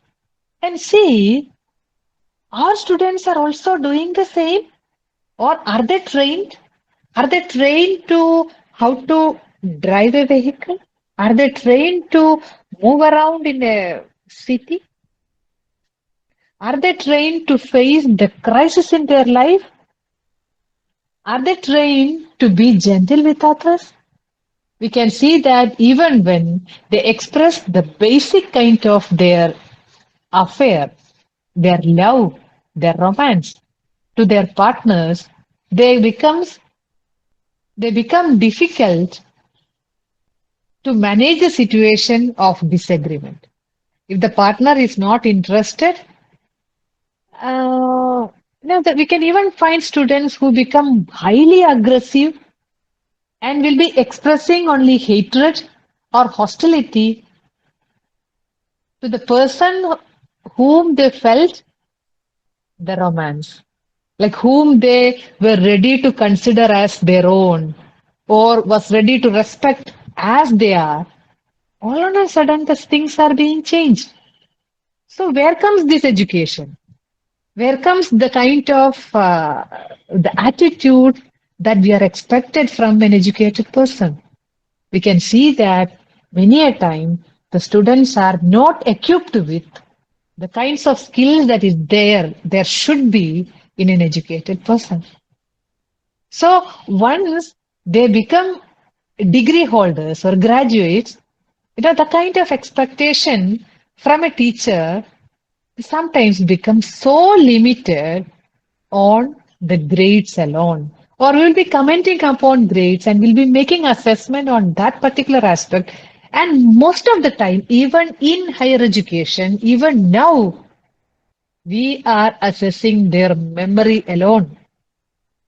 How far they consider the environment? Do they consider the environmental changes? Do they consider water? Do they consider soil? Do they consider air? Oh, those kinds of things. Only environment studies people will be. How many people are how many people are concerned about environmental studies? What about the other majority? What should they do? We can even find that,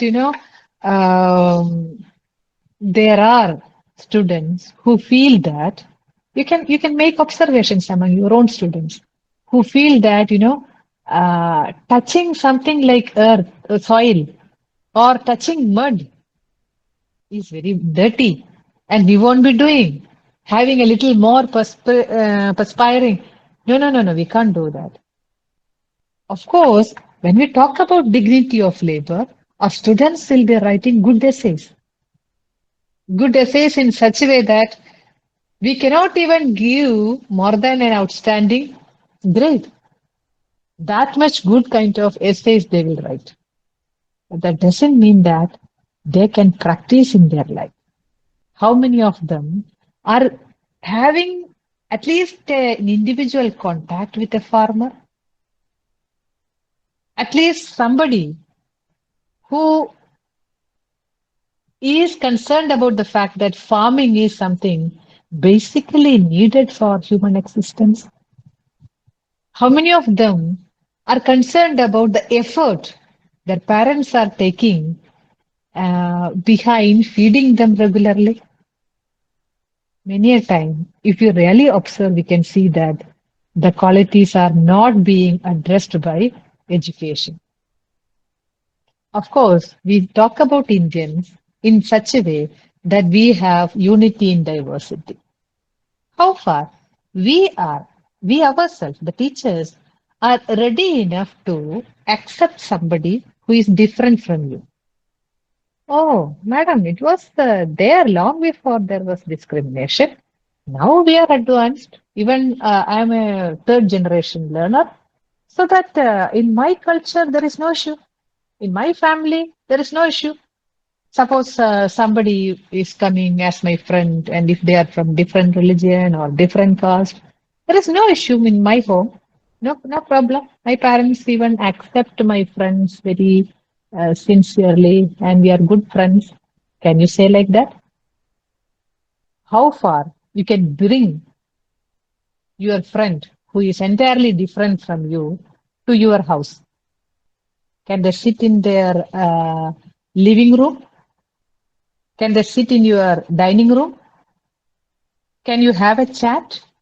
Suppose your child is saying, Mama, I would like to have this person as my life companion, as my life partner. How many of you will be thinking about their religion first? How many of you will be considering that? Of course, they have to be quite similar to that of ours in many ways. The kind of selection is highly being affected in many different factors, in terms of many different factors, and we can see that the discrimination actually exists in our own perspectives. Then how can we teach the diversity to our students? How can we feel that they have to mingle, they have to have pluralism, they have to have secularism, and there should be understanding the diversity of nation? Only thing is that we can go for tour, we can take the students for educational trips and show many different kinds of communities and show their lives. And as show objects, we will be sometimes taking them to tribes, taking them to different kinds of communities and groups, and we'll be coming back. Here, what the teachers have to think is how our learning experiences are good enough to create the real kind of pluralism in the perspectives. Sometimes I even feel in such a way that, if we are withholding ourselves from our younger generation in their interaction, from their interaction among their friends, naturally, there are enough chances for them to have pluralism. We can see that it will be the parents and teachers who will be making the students aware about their specific caste, the specific category, and we will never allow them to mingle oneself and interact oneself and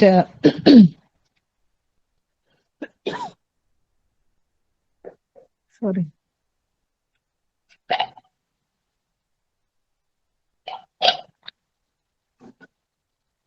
Interact oneself and understand the diversity.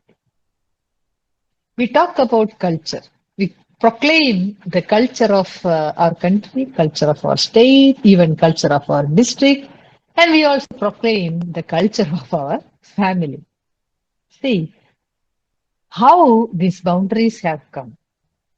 If we think sound, many a time we can understand the meaninglessness of all these things. Culture is nothing but the togetherness of humankind. If we compare human beings with that of the other animals, any animal, we can find that human body is entirely different from that of other animals. How different? It is different in such a way that our body is not that much suited so as to move on in a changing environmental situation or weather conditions. Suppose it is very cold, the animals will be having a hairy body and we don't have that much kind of support on our skin. If the temperature is very high, of course, we'll be getting affected. So we are in need of cloth. How the cloth will be coming? The cloth can be cotton in one day. Naturally, it has to be taken. It has to be worked upon by thousands of people, their intelligence, their technology, and one day that will be becoming cloth, and that will be becoming your dress, and there comes your culture. So we can see that culture is nothing but the togetherness of people so as to make people to move on. We does not have horns or we does not have a perfect paw or nails so as to attack and save our life. We can see that a human baby is born with utter tenderness and helplessness. And the body has to be protected by others for years and years, then only a human being can become alive and independent. And studies even say that it will take 2 decades. So, 2 decades of the hard work of other people is our life. And there we can understand culture. Because even when the parents and teachers will be talking about the deposits of ourselves on a student or an offspring, like we made you, we built you. If we think once again, we can understand that it's not ourselves. It's not the parents or teachers. It's the society. It's the people who are unknown, who are depositing their hard work on each and everybody so as to make us alive, make a person alive. So that a student has to be well aware about culture and well aware about their social responsibilities. How far a person has to be responsible to the society in their behavior and in their dealings. So that will be leading to many other kinds of qualities so as to deal in the society. Maybe somebody who is entirely different from you, respecting culture, respecting diversity, and also understanding the rights of others. When we talk about these kinds of things, the first thing that will come to mind is differently abled people. So differently able people are nowadays taken into consideration on the basis of certain acts, on the basis of their rights and things like that. Only when those students are there in your campus, the students will be getting an awareness that these are our companions, these are our friends. They are good enough to have good in their relationship. They are good enough to have to become our own partners in life. So those kinds of selection will be taking place only when the students will be getting an opportunity to have differently able people as their companions, colleagues, and classmates. Naturally, something that really affect the selection of differently able students to the campuses are the difficulties the teachers express in dealing with them. The teachers used to say that, oh, that person is hearing impaired or visually impaired, and how can I teach them? The teachers does not have the skill. The campus does not have the facilities. It is not the shortcoming of the student or the candidate who is inquiring for an admission. So, when different kinds of differently abled people are there in the campus, naturally we can see that there is personality development for their colleagues. They consider them as their companions. And they'll be taking into consideration without any compulsions and will be naturally making friendship with them, really getting empathized with them, and will be taking responsibilities when they are moving around in the campus.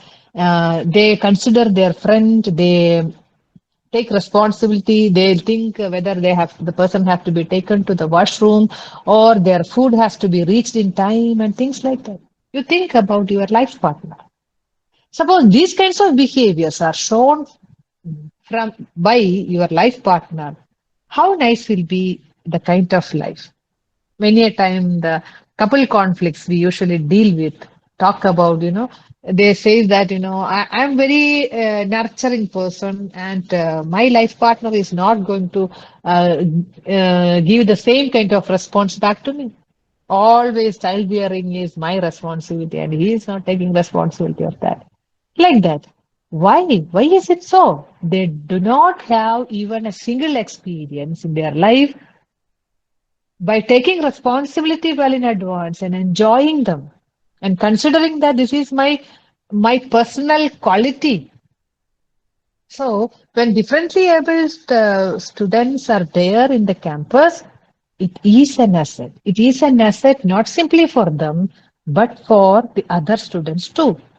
We can see how nicely students behave, how nicely they take responsibility, how nicely they are not blaming for some kinds of additional charges they take. Naturally, it becomes a kind of inclusive setup in the campus and later extended to the society. The values are naturally being learned by them. About uh, differently able people, when we talk like this, we can also think about other marginalized communities, other groups, and their rights. Naturally, when people will be talking it as a voluntary kind of service or service organizations or charity, natural that is very familiar. But when they become colleagues, it's not like that they think, but rather they'll be thinking it as a right point of view, a right in the sense that becomes the human right. If a student completes their graduation and is not well aware about the rights of others, the rights of self, human rights, women's rights, child rights, the right of differently able people, the rights of minority, the rights of marginalized, everything has to be aware, even though we are not directly teaching uh, the area of interest as law or legal system. If he does not have the basic legal awareness, how can we say that I has produced a graduate who can move on in their life? It won't be uh, that effective for a teacher to comment like that. The legal awareness is one part, and when that legal awareness is there as your own personal subject expertise, like for example, suppose you are a teacher in commerce and you are producing experts in accountancy or in management or business, their ethics really will be extending to society. The legal awareness is not simply for lawyers. The legal awareness is for every professional to practice in their life, to practice through their service. So, as there was some discussion just before my session, we can find that when a medical expert will be having an awareness about the ethics that they have, of course, the performance and interaction of that person will become naturally different. So, the legal awareness should be there as part of our learning experience. Then, in a similar way, about the behavior of the person, especially in the individual behavior. Suppose nobody is going to watch my behavior. How that will be different from the kind of behavior when I am surrounded by others. Suppose, as we were discussed in the waste management system, many a time Kerala community is laughed at by others, laughed at by tourists on the perspective of tying every waste of a house in a plastic cover and will be throwing out in public place to another person's compound or to the places where nobody is going to see. How that will be, that cannot be considered as a kind of gentle behavior. Suppose you are working under a hierarchy, working under a system, working in an organization, the code of conduct that is already there for us to practice and how far the students are able to deal with it. That becomes, that has to be a major concern for the teachers. So, when you think about a graduate that is going to be produced from the program, from the successful completion of your classes, we just have to think what will be the gender perspective of the person? What will be their perspective on environment? How they are ready to protect the environment? How they manage the waste that they are producing? how far they are ready enough to accept the diversity in the society. How is their behavior to people who are different from that, people who are differently abled, how far they are well aware about the human rights, how far they are ready enough to have a code of ethics for them and a code of conduct for them. What is their values? Many a time today we can find that the education institutions are even run by religious organizations. We cannot always say that those things will be directly contributing for these kinds of pluralistic and secularistic ideas. No, no, madam. We are Christians. We just teach others to love your neighbor.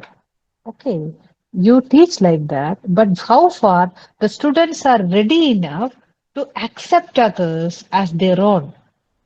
Do you agree to have an interreligious marriage or interreligious affairs? No, no, no. Those kinds of things cannot be done in our campus. We work for academics, they learn and they go, and their personal life is another part. So what happens is the personal life will go as one straight line, and their professional and other kinds of academic aspect will go as another straight line, and they will always become parallel. They will never collide or touch each other. So what the child carry to the campus will be there as the same thing, untouched by you when they leave the campus. So still others say that, oh, we are Muslim management, we work for peace. And peace is something good that is naturally considered as the target of the world itself. Yeah. How far you make students to ready enough to accept diversity? Still others say that we are Hindu management. We takes them to Sanadana values. Okay, Sanadana values are good, but how far the student is ready to accept the basic human rights? Once the human rights are being accepted, constitutional rights are being accepted, it is implemented in their life. We don't have to think about the Sanadana values too. It is there in the person, already there in the person. But how far they are ready to understand the rights of people who are different from that. You observe in your campus, observe in the hostel behavior. It can be seen that if the number of students who are SC and ST will be very low. Why? Why those people are not attracted to your institution? You just have to think about it. In a government institution, once the academic conflicts are being discussed, they discuss about things like that, like the minority always face discrimination from other students, and they are never going to have good friendship with others. Why? Is it because they are not prepared enough to interact? No. They are facing discrimination from other students in their outlook, in their perspective, in their comments. And they always comment in such a way that, oh, you are SCST, no? You can have admission in any way. You will get good jobs without effort, no matter. The colleagues are commenting like that. Teachers are commenting like that. The administrators do. Then, how far the student is feeling comfortable to go on? How can we say that these are Sanadana values? So, whichever may be the background, we are in need of a secular academic campus that has to be created by the student. A secular academic classroom where the student should feel that this teacher is different. Among this teacher's interaction, we can have new experiences and the new development. And the new development of qualities will be taking place. WHO had conducted studies among youth and said that the students many a time have good awareness if they are getting graduated in their subject, but they lack certain kinds of abilities and capacities to face conflicts in their life. So what kind of conflicts they face in their life? The teacher cannot even guess what it can be. The teachers can't follow the student everywhere in their life. But we can have them develop certain skills which can be utilized in their life when they'll be facing conflicts. And those skills are called as life skills. So WHO talks about basic core life skills, where we talk about the mother skills, self-awareness, how far we are aware about oneself. Of course, the FTP like this should make us to think about ourselves and see how far we carry certain concepts which are really socially damaging. What kind of person is considered as beautiful? What is considered as beauty by yourself?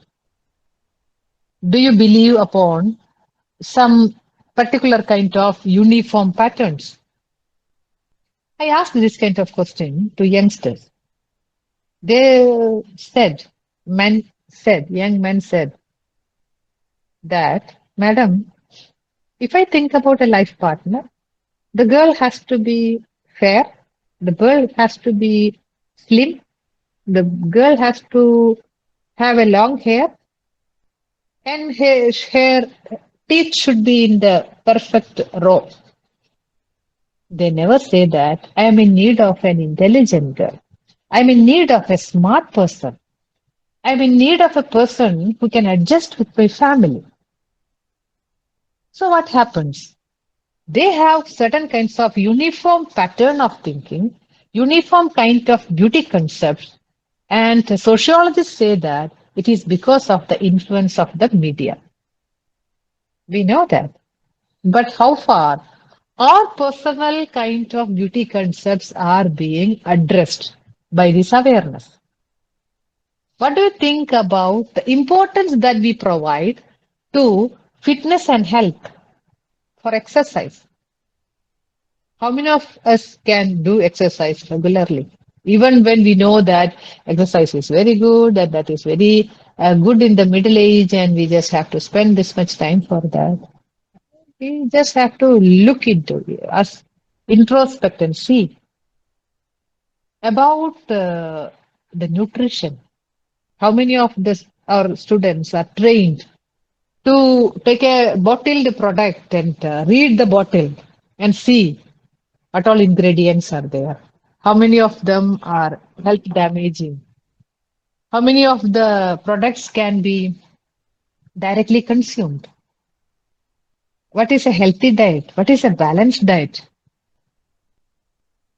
Even when we are educated, many kinds of basic kinds of things are not there with us. And only when we become self-aware, awareness on oneself, it's like a metacognitive skill. It should be. It should be there.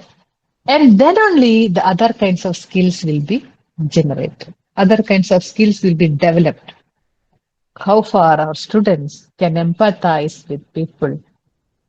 Naturally, when we talk about empathy, you'll say that somebody who is having trouble, somebody who is in misery. No, empathy can be to any kind of people. And it shouldn't be over empathy too. The kind of communication capacity, written communication, direct communication, effective communication, assertiveness that is needed in the life. Many a time, the issues of sexual exploitation, when we study in depth, we can see that lack of assertiveness is there. And it is being experienced by even senior teachers in academics. Very senior professor talking about how she is being insulted by the head of the department or making some sexually colored comments, remarks about her, and not able to react back, not able to utilize the possibilities even the system had provided. How the person is being attacked on the basis of the personal character when the person comes out with a complaint like this. So all this happens in the academic community where we say that this is higher education. The interpersonal relationship skills. How far the students are ready enough to terminate from certain relationship. No, this is not good for me, so that I'm stopping in a better way. the skills needed to make relationship, introduce oneself, make gatherings, make networks, which is very necessary for women specifically. So how far we can do that? Other than finding some faults with our colleagues or colleagues from different organizations, make friendship with them, traveling to them, and feeling that we are powerful enough, how far we are ready enough to consider our junior staff or students as mentees and become a mentor. We know we take decisions, but there are situations where we have to think critically, not simply taking a decision. We have to analyze the matters and then only coming to decision. So just like a scientist who is taking a decision by analyzing data, that has to be done in life, where we have to meet experts other than jumping into conclusions that a WhatsApp message is coming, a lady who is wearing a good sari and coming out with comments like, in the early morning you have to take the juice of this thing, that thing, and mixing it and will be having it, that will be eradicating all your issues. Or things like you bring that particular thing, keep in your bag, keep in your ring, or keep in your chain, and that will be bringing you success in your life. And having advertisement that, once you do like this, all success is going to happen to you. So we can see that, educated people are behind this. Whenever they face uncertainty in life, they are going behind these kinds of traditional kind of system and following these kinds of things in their life. And where happens to become the expected quality of education? Okay, so when we say the kind of education is there, whatever may be the content, whether it is language, whether it is humanities or science, we are producing citizens. The quality of the citizen is important. Their thinking and perspective is important, and that should be scientific. In the sense, what we inculcate in the students is nothing but scientific temper. It is just like an attitude. It's not simply one decision that you take. It should be a quality which has to be carried through their life, where they are not jumping into conclusions. They are understanding what is meant by experimental method, what is meant by the kind of decision they take from the kind of analysis of experiences and moving on. So it is not like eating anything as medicine, any kind of drama that play is going to change your life. It's not like that. The scientific temper is just like an attitude on the belief in science. It may change. When the science change the decision, naturally it has to change. It has to be like an attitude to bring the students from the traditional kinds of beliefs they carry to a new person. And that kind of a citizen, he has to be built from us. So naturally, teachers have to think about the learning experiences, curriculum, how far we carry our students in the campus, providing them experiences, having interactions with us, and changing them, which is nothing but the expected learning. Okay, so that is the general idea about the interaction today. And if you have any kinds of queries or doubts, you can come forward with that. As 1 hour is allotted to me, I was limiting to that. And if necessary, we can have some more interaction. Thank you.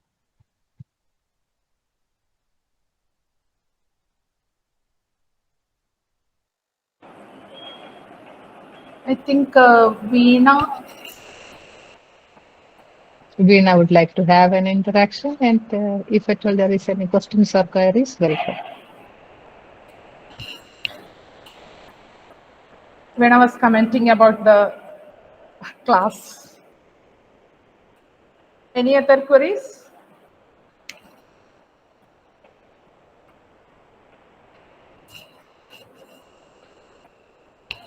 I have a question. Even though specifically I was not talking about it, you can ask any doubt related with classroom behavior, learning, Yeah. or behavior in general. പലപ്പോഴും ക്ലാസ്സിൽ feel ചെയ്യാറുള്ള ഒരു conflict ആണ്. നമ്മളിപ്പോൾ പറയും നമ്മൾ അഡൾട്ടാണ്, നമ്മുടെ കുട്ടികളും അഡൾട്ടാണ്, 18-year-old. But see we are working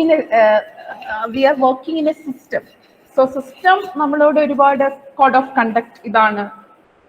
Personally, we may not be agreeing with that code of conduct imposed by the system. ചിലപ്പോ നമ്മള് കുട്ടി പറയുന്ന കാര്യത്തിന്റെ കൂടെ ആയിരിക്കും, പക്ഷെ സിസ്റ്റം നമ്മളോട് പറയുന്ന കാര്യം ഇതാവുമ്പോൾ പലപ്പോഴും അത് ഡീൽ ചെയ്യുന്ന എങ്ങനെയാണ് എന്നുള്ള ഒരു കോൺഫ്ലിക്റ്റ് പലപ്പോഴും ഫേസ് ചെയ്യാറില്ല. അതുപോലെ ഫേസ് ചെയ്യുന്ന വേറൊരു കാര്യം, ഇപ്പോ കുട്ടികൾ തമ്മിലുള്ള കുട്ടികളെന്ന് പറയാൻ പാടില്ല, but it is coming by ആ പ്രാക്ടീസ് അങ്ങനെയായതുകൊണ്ട് അവരുടെ റിലേഷൻസ്, അവരുടെ നമ്മളോടുള്ള ബിഹേവിയർ, ഇതൊക്കെ see we are living in the new generation. അപ്പോൾ അതനുസരിച്ച് അത് മാറിയിട്ടുണ്ടാകും. പക്ഷെ ചില സമയത്ത് ചില കാര്യങ്ങൾ തിരുത്തണമെന്ന് നമ്മൾ ആഗ്രഹിക്കുമ്പോൾ അത് തിരുത്താൻ പാടുണ്ടോ? ബിക്കോസ് ആസ് എ പേഴ്സൺ അവർ വേറൊരാളാണ്, അവർക്ക് അവരുടേതായിട്ടുള്ള റൈറ്റ്സ് ഉണ്ട്, അവർക്ക് അവരുടേതായിട്ടുള്ള ശരികളുണ്ട്. അതുകൊണ്ട് ചിലപ്പോൾ എൻ്റെ ശരികൾ തെറ്റാവാം. അപ്പോൾ അത് കറക്റ്റ് ചെയ്യാൻ പാടുണ്ടോ? അത് കറക്റ്റ് ചെയ്തില്ലെങ്കിൽ is it A mistake from me as A teacher, is it A mistake from my part? ഇങ്ങനെയുള്ള അനവധി കോൺഫ്ലിക്ട്സ് പ്രത്യേകിച്ചും ഈ കുറെ കാലങ്ങളുടെ ഇടയിൽ അവരുടെ ആറ്റിറ്റ്യൂഡ് മാറിയിട്ടുണ്ട് നമ്മളോടുള്ളത്. ചില ആറ്റിറ്റ്യൂഡ്സ്, ചിലത് നമ്മളോട് പറയുമ്പോൾ നമുക്കറിയാം അവർ പറയുന്ന കാര്യങ്ങൾ വളരെ വളരെ സയന്റിഫിക് ആയിട്ട് ചില കാര്യങ്ങൾ നമ്മളോട് സംസാരിക്കുന്നുണ്ട്. Only thing we have to accept. പക്ഷേ മറ്റു കാര്യങ്ങൾ എങ്ങനെ ഡീൽ ചെയ്യുന്നുള്ളത് ഈ കുറച്ച് വർഷങ്ങളായിട്ട് നമ്മൾ ഫേസ് ചെയ്യുന്ന ഒരു പ്രോബ്ലമാണ്. അതിനെക്കുറിച്ച് മാഡത്തിന്റെ കമന്റ് അറിയാൻ താല്പര്യം. Is it okay to talk in Malayalam? Or is there any participants who does not know Malayalam? Now it's not there. I didn't see anyone. That's why. Okay. പലപ്പോഴും കുട്ടികളുടെ കാര്യത്തിൽ, ഞാനും കുട്ടി എന്ന് പറയുന്നത് സ്റ്റുഡന്റ് എന്നുള്ള അർത്ഥത്തിൽ തന്നെയാണ് കേട്ടോ. സ്റ്റുഡൻസിന്റെ കാര്യം പറയുകയാണെന്നുണ്ടെങ്കിൽ 18 years എന്നുള്ളതാണ് നമ്മൾ ബൗണ്ടറി ആയിട്ട് വെച്ചിരിക്കുന്നത്. അത് ഇന്ത്യ പോലുള്ളൊരു നാഷനിൽ 18 ആക്കേണ്ടതായിട്ടുണ്ട് എന്നുള്ളത് തന്നെയാണ്. കാരണം യഥാർത്ഥത്തില് ഹ്യൂമൻ ബ്രെയിനിന്റെ ഡെവലപ്മെന്റ് നമ്മൾ നോക്കുകയാണെന്നുണ്ടെങ്കിൽ ഫ്രണ്ടൽ ലോബും പ്രീ ഫ്രണ്ടൽ ലോബും അതിന്റെ ഡെവലപ്മെന്റ് കംപ്ലീറ്റ് ആവുന്നതിന് 23 to 25 years വരെ വേണം എന്നുള്ളതാണ്. അപ്പോൾ അത് നമ്മുടെ ഡിസിഷൻ മേക്കിങ്ങിന് വളരെയധികം കോൺട്രിബ്യൂട്ട് ചെയ്യുന്ന ഒരു ഏരിയ ആയതുകൊണ്ട് തന്നെ നമ്മൾക്ക് ഇന്ന് എടുക്കുന്ന തീരുമാനം നാളെ ശരിയല്ല എന്ന് തോന്നാനൊക്കെ 18ഉം 23 ഒക്കെ എടുത്തു കഴിഞ്ഞാലൊക്കെ സാധ്യത കാണുന്നുണ്ട്. മാത്രമല്ല സ്റ്റഡീസ് ചിലപ്പോൾ കാണിക്കുന്നത് സെക്ഷൽ പാർട്ട്ണറിന്റെ സെലക്ഷൻ ഒക്കെ കുറച്ച് വൈകുന്നത് നല്ലതാണ് എന്നതും ഉണ്ട്. അപ്പൊ ഇതൊക്കെ നമ്മൾക്ക് വേണമെങ്കിൽ ഒരു സെക്ഷൽ അവയർനെസ് ക്ലാസ്സിലൊക്കെ വെൽ ഇൻ അഡ്വാൻസ് ആയിട്ടൊക്കെ പറഞ്ഞു കൊടുക്കുന്നത് നല്ലതായിരിക്കും. ഒരു ഇഷ്യൂ ഉണ്ടായിട്ടെന്നുള്ളതല്ല, നമ്മളൊരു പ്രൈമറി പ്രിവെൻഷൻ പോലെ, ഒരു വാക്സിൻ എടുക്കുന്നത് പോലെ. വാക്സിൻ അസുഖം വന്നിട്ടല്ലല്ലോ, അതുപോലെയാണ് നമ്മൾ ഈ അവയർനെസ് ക്ലാസിന്റെ ഒരു കാര്യം പറഞ്ഞത്, പ്രൈമറി പ്രിവെൻഷൻ ആണ്. അപ്പൊ ഇത് വെൽ ഇൻ അഡ്വാൻസ് ആയിട്ട് സ്കൂളിൽ നിന്നോ ഒക്കെ പറഞ്ഞു കൊടുക്കുന്നത് നല്ലതായിരിക്കും. പക്ഷേ ഒരാളുടെ അത് 18 ബിലോ ആണെങ്കിൽ പോലും അയാളുടെ പ്രൈവസിയിലേക്ക് എൻ്റർ ചെയ്യാനായിട്ട് നമുക്ക് അവകാശമില്ല എന്നുള്ളത് തന്നെയാണ്. റിലേഷൻഷിപ്പ് ഒക്കെ ഏതാണ്ട് ഒരാളുടെ പേഴ്സണൽ മാറ്റർ ആയതുകൊണ്ട് അതിലേക്ക് നമുക്ക് എൻ്റർ ചെയ്യാനായിട്ട് ടീച്ചർ ആയാലും പാരന്റ് ആയാൽ പോലും നമുക്ക് അവകാശമില്ല എന്നുള്ളത് നമ്മൾ മനസ്സിലാക്കണം. അത് അയാളുടെ കാര്യമാണ്. നിങ്ങളുടെ ലൈഫ് പാർട്ട്ണറെ നിങ്ങൾക്ക് വേണമെങ്കിൽ സെലക്ട് ചെയ്യാം, മറ്റയാളുടെ കൂടെ നമ്മൾ സെലക്ട് ചെയ്യണം എന്ന് പറഞ്ഞാൽ ശരിയാവില്ല എന്നുള്ളതാണ്. അപ്പൊ അത് അങ്ങനെയല്ല ടീച്ചറെ, ആ കുട്ടി ഇയാളെ പ്രേമിച്ചു പിന്നെ മറ്റയാളെ പ്രേമിച്ചു, ഇപ്പൊ ഞാൻ 6ാമത്തതാണ് ഞാൻ തന്നെ കാണുന്നത് എന്നൊക്കെ പറഞ്ഞാൽ അത് അവരുടെ സൗകര്യം, അവരുടെ ജീവിതം, അത് നമ്മൾ വേറെ മാറ്റി നിർത്തേണ്ടത് തന്നെയാണ് എന്നുള്ളതാണ്. അപകട പ്രവണത കാണുന്നുണ്ടെങ്കിൽ, ആന്റി സോഷ്യൽ ബിഹേവിയർ കാണുന്നുണ്ടെങ്കിൽ മാത്രമേ ഒരു ടീച്ചർക്ക് അല്ലെങ്കിൽ ഒരു പാരന്റിന് ഇടപെടാനുള്ള അവകാശമുള്ളൂ.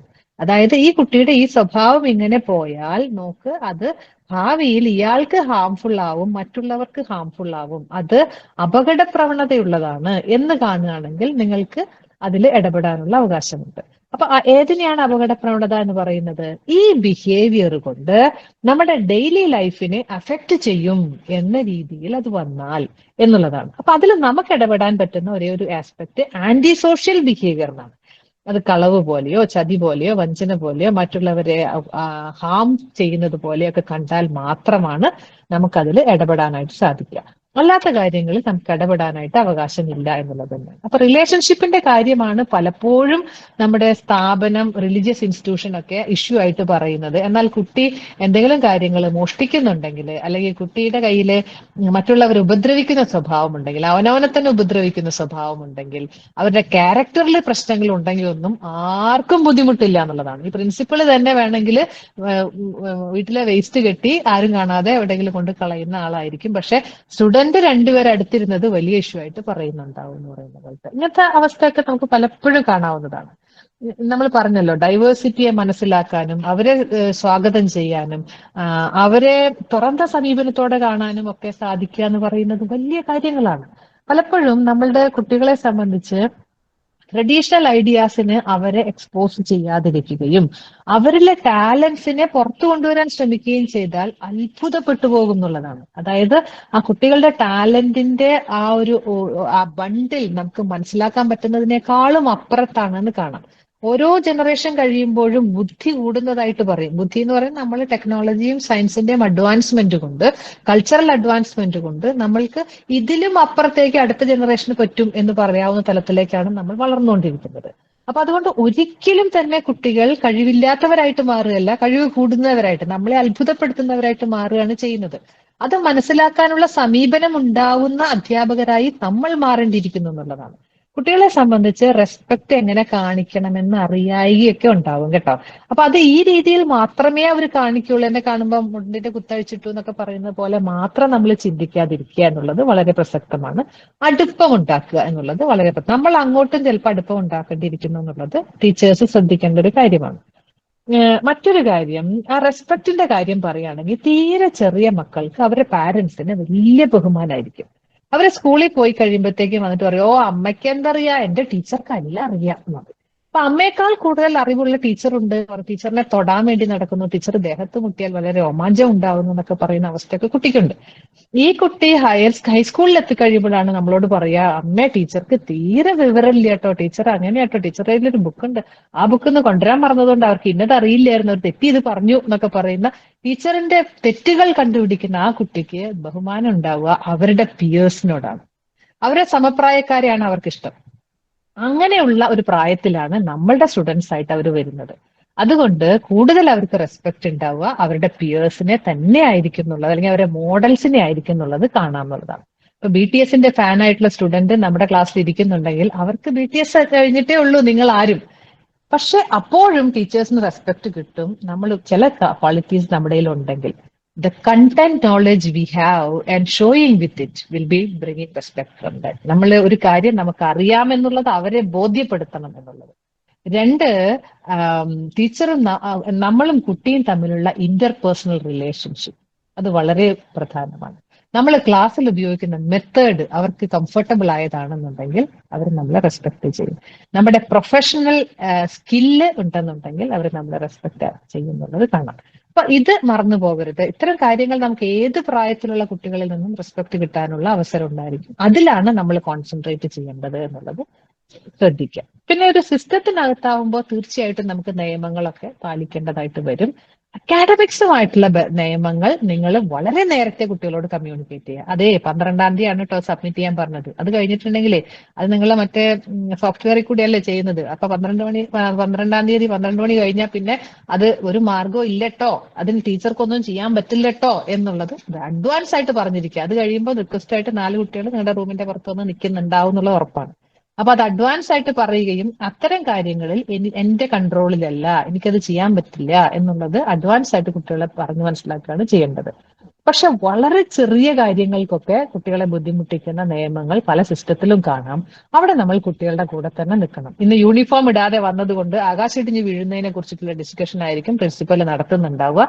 കുട്ടിയുടെ ക്യാരക്ടറോ കുട്ടിയുടെ അവരുടെ പേഴ്സണൽ വാല്യൂസോ എത്ര കപ്പാസിറ്റി ഉള്ള കുട്ടിയാണെന്നുള്ളതൊക്കെ മറന്നുകൊണ്ട് അവരെ അവഹേളിക്കുന്ന സാഹചര്യങ്ങൾ ഉണ്ടാക്കുന്നത് നമ്മൾ സമ്മതിച്ചു കൊടുക്കരുത്. നമ്മൾ റിയാക്ട് ചെയ്യണം. നമ്മൾ അവരുടെ കൂടെയാണ് എന്നുള്ളത് അവർക്കും പ്രിൻസിപ്പലിനും ഒക്കെ ഫീൽ ചെയ്യുന്ന വിധത്തിൽ വേണം നമ്മൾ നിൽക്കാനായിട്ട്. അപ്പോ അവിടെ നിർബന്ധം പിടിക്കുന്ന കാര്യം എന്ന് പറയുന്നത് അവരുടെ പേഴ്സണാലിറ്റി ഡെവലപ്മെന്റിന് ഉതകുന്നതാണോ എന്നുള്ളത് നമ്മൾ ഉറപ്പുവരുത്തേണ്ടതുണ്ട്. പല സിസ്റ്റത്തിലും സിസ്റ്റം ഡിമാൻഡ് ചെയ്യുന്ന നിർബന്ധങ്ങൾ ഉണ്ട്. അത് ആദ്യം തന്നെ കമ്മ്യൂണിക്കേറ്റ് ചെയ്യണം എന്നുള്ളതാണ്. ക്ലാസ്സിൽ ഇത്രയും അറ്റൻഡൻസ് ഉണ്ടെങ്കിലേ പരീക്ഷ എഴുതാൻ പറ്റുള്ളൂ കേട്ടോ. ക്ലാസ്സിൽ ഇന്ന കാര്യങ്ങൾ ഇന്ന സമയത്ത് ചെയ്യണം കേട്ടോ. ഞാൻ കണ്ടിന്യൂസ് അസസ്മെന്റ് ചെയ്യുന്നത് 4 മെത്തേഡ് ഉപയോഗിച്ചിട്ടാണ് കേട്ടോ. അതിലൊരു അസസ്മെന്റ് ഉണ്ട്, ഒരു ടേം പേപ്പർ ഉണ്ട്, ഒരു സെമിനാർ ഉണ്ട്. ഇതങ്ങനെയൊക്കെയുള്ള കാര്യങ്ങളൊക്കെ നമ്മൾ നേരത്തെ തന്നെ കമ്മ്യൂണിക്കേറ്റ് ചെയ്യാണ് ചെയ്യേണ്ടത്. കറക്ഷൻ വേണ്ടത് ആന്റി സോഷ്യൽ ബിഹേവിയറിൽ മാത്രമാണ്. നമ്മുടെ സ്റ്റുഡൻസിന്റെ ഇടയ്ക്ക് എല്ലാ വെറൈറ്റിയും ഉണ്ടാവുന്നത് പോലെ തന്നെ ഏജ് എന്ന് പറയുന്ന ഒരു വെറൈറ്റിയും ഉണ്ടാവാം. അതായത് കൃത്യമായിട്ട് 18 വയസ്സുകാരൻ തന്നെയൊന്നും നമ്മുടെ ക്ലാസ്സിൽ വന്നോളന്നില്ല. 40 വയസ്സുള്ള ഒരാളും പിന്നീട് ഒരിക്കൽ നിങ്ങളുടെ ക്ലാസ്സിൽ വന്നിരിക്കാം. അവിടെ നെറ്റി ചുളിയരുത്. ഏജിസം എന്ന് പറയുന്നത് നമുക്കുണ്ടാവരുത്. പ്രണയങ്ങളും മറ്റു സ്വഭാവങ്ങളും ആഘോഷിക്കാനുള്ള തോന്നലും ഒക്കെ എല്ലാ മനുഷ്യർക്കും എല്ലാ പ്രായത്തിലും ഉണ്ടാവും. നമ്മൾക്കും ചിലപ്പോൾ ഉണ്ടായെന്നിരിക്കും. അപ്പൊ അസ്വസ്ഥത ഉണ്ടാവരുത്. നിങ്ങളുടെ കൂട്ടുകാരിയായിട്ടുള്ള കൊളീഗ് തന്നെ ആയിരിക്കും പറയുണ്ടാവുക, ഇപ്പൊ എനിക്കൊരു പ്രണയം ഉണ്ടായി. എടോ തനിക്ക് 45-ാമത്തെ വയസ്സിലാണോടോ ഇതിന് നേരം കിട്ടിയതെന്നൊന്നും കമന്റ് ചെയ്യാതിരിക്കുക. ഏജിസം നമ്മളിൽ നിന്ന് നമ്മൾ മാറ്റിവെക്കണം. അധ്യാപകർക്ക് അത് വളരെ അത്യാവശ്യം. Thank you, madam. Any queries?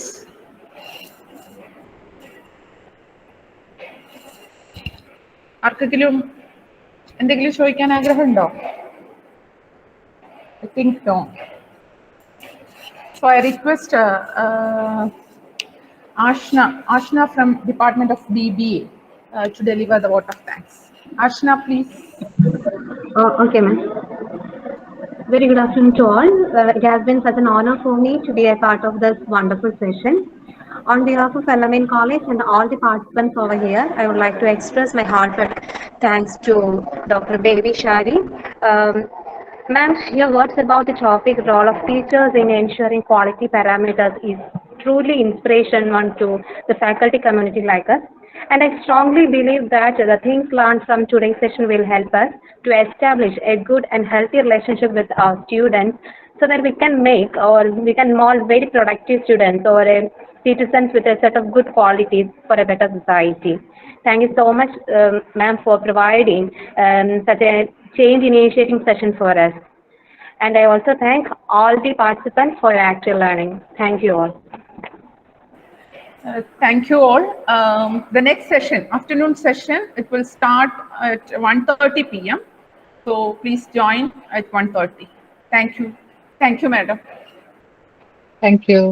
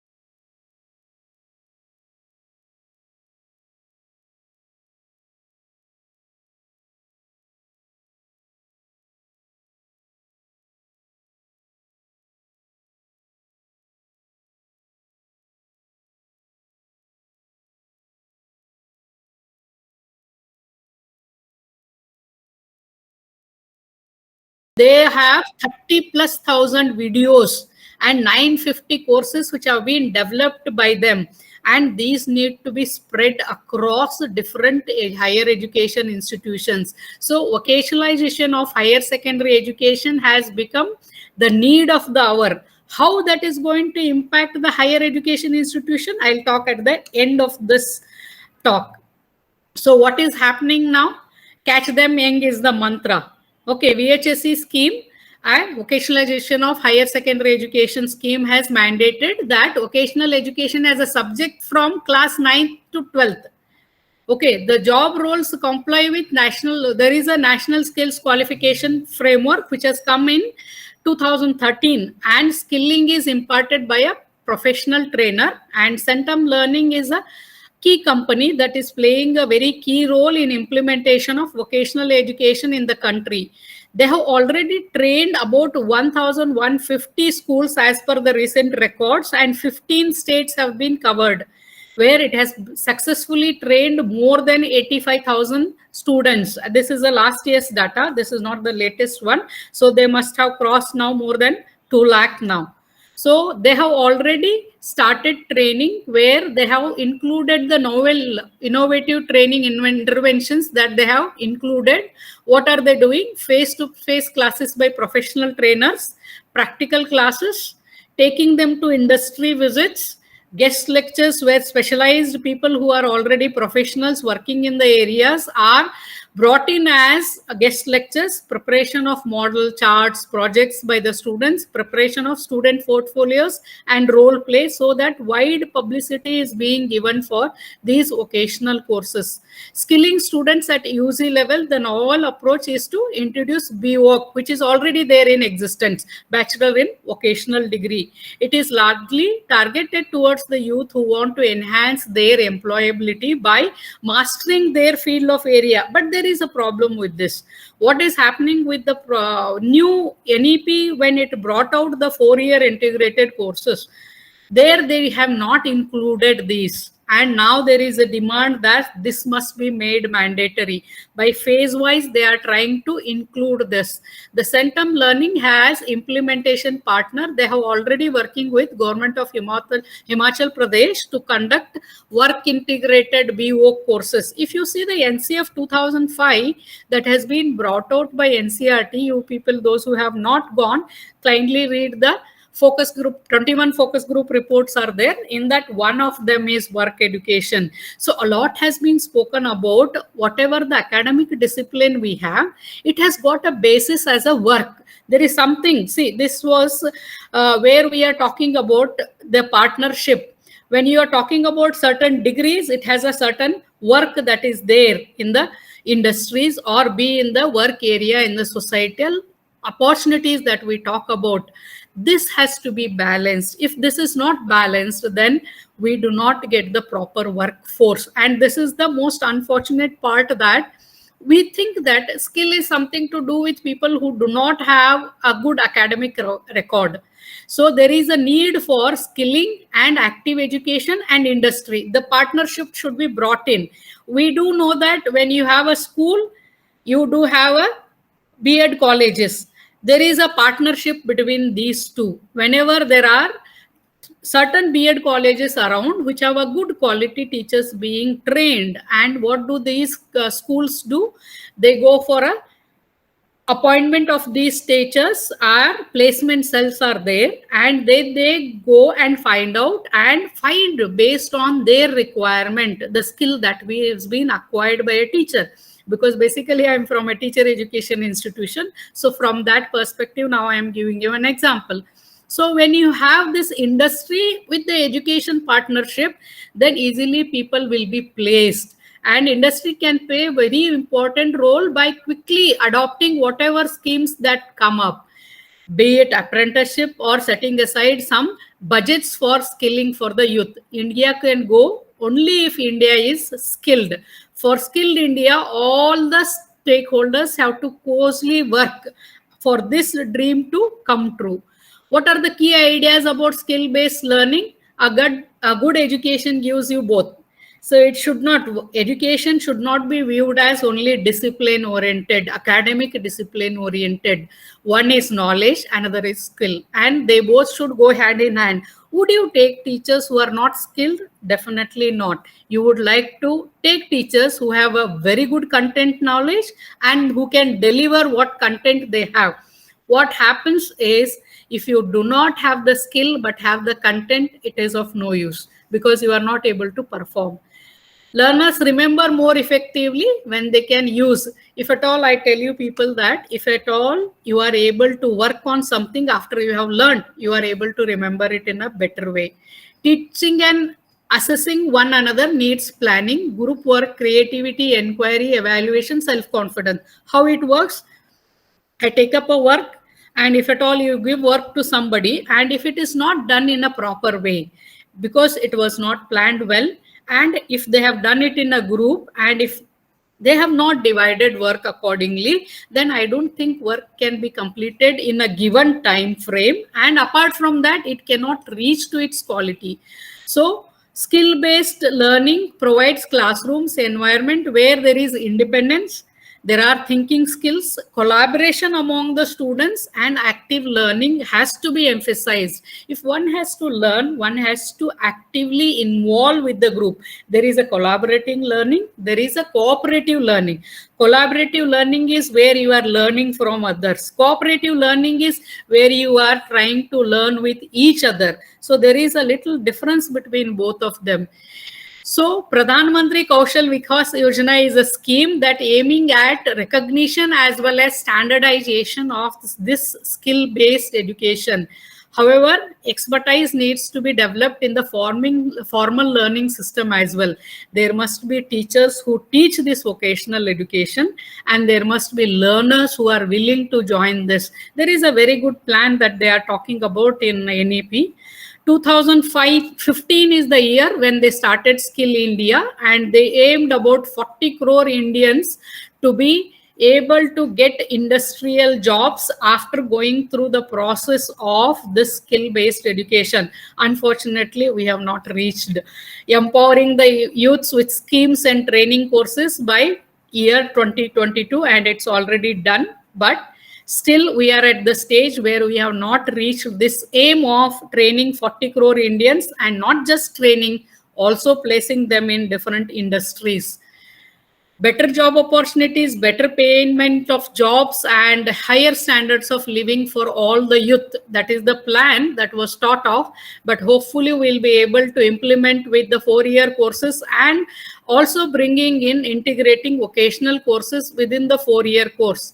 So this ensures development in every sector of the economy, and every sector experience equal growth.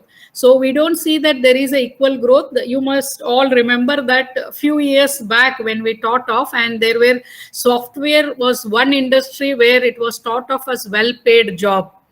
And over the years, we found that everybody wanted to become a software professional.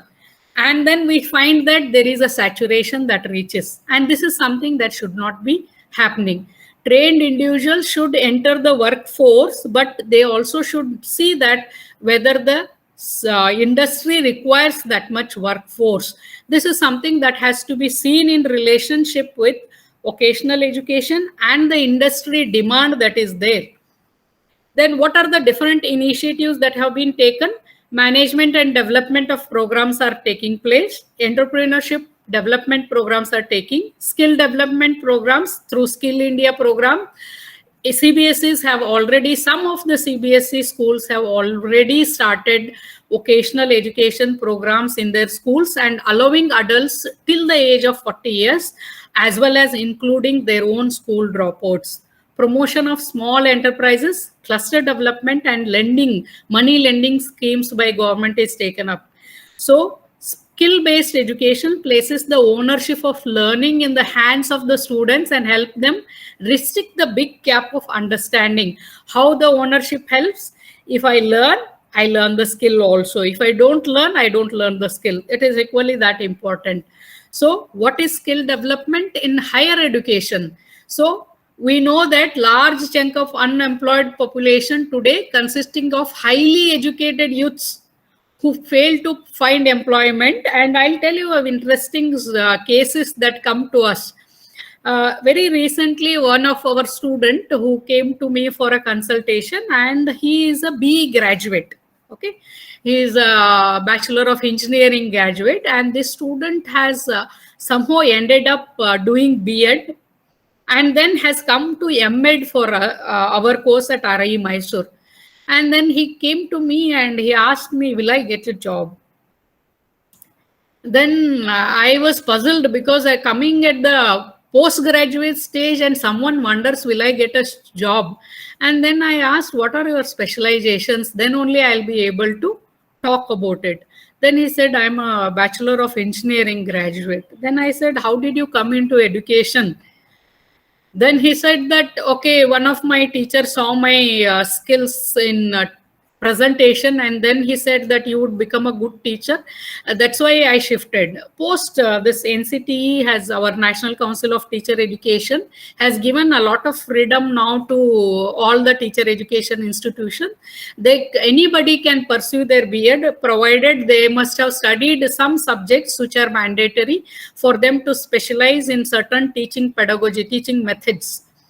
And the student has now come for post-graduation in education. Now you can imagine, I told, see, if you want to go as per the rule and regulation of the teacher education institutions, then you are not fit for the school, I said, because your specialization is into engineering subjects, which you have not studied, because they do not have subjects as specialization till you complete your 4-year degrees. They must have studied some aspect of physics and maths, but they are only secondary subject, not a main subjects.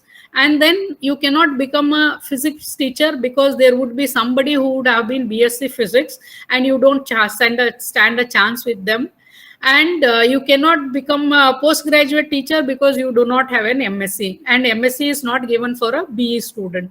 See, these are the problems when a student approaches a subject and makes a decision and develops skills accordingly. See, you may become a very good orator. You may have a good presentation skill. Within the engineering graduation that you have already decided, one should continue, because you would have already developed skill for 4 years for the engineering degree, whatever you are mastering into that. Then you shift into teaching, then again you have to start from a scratch.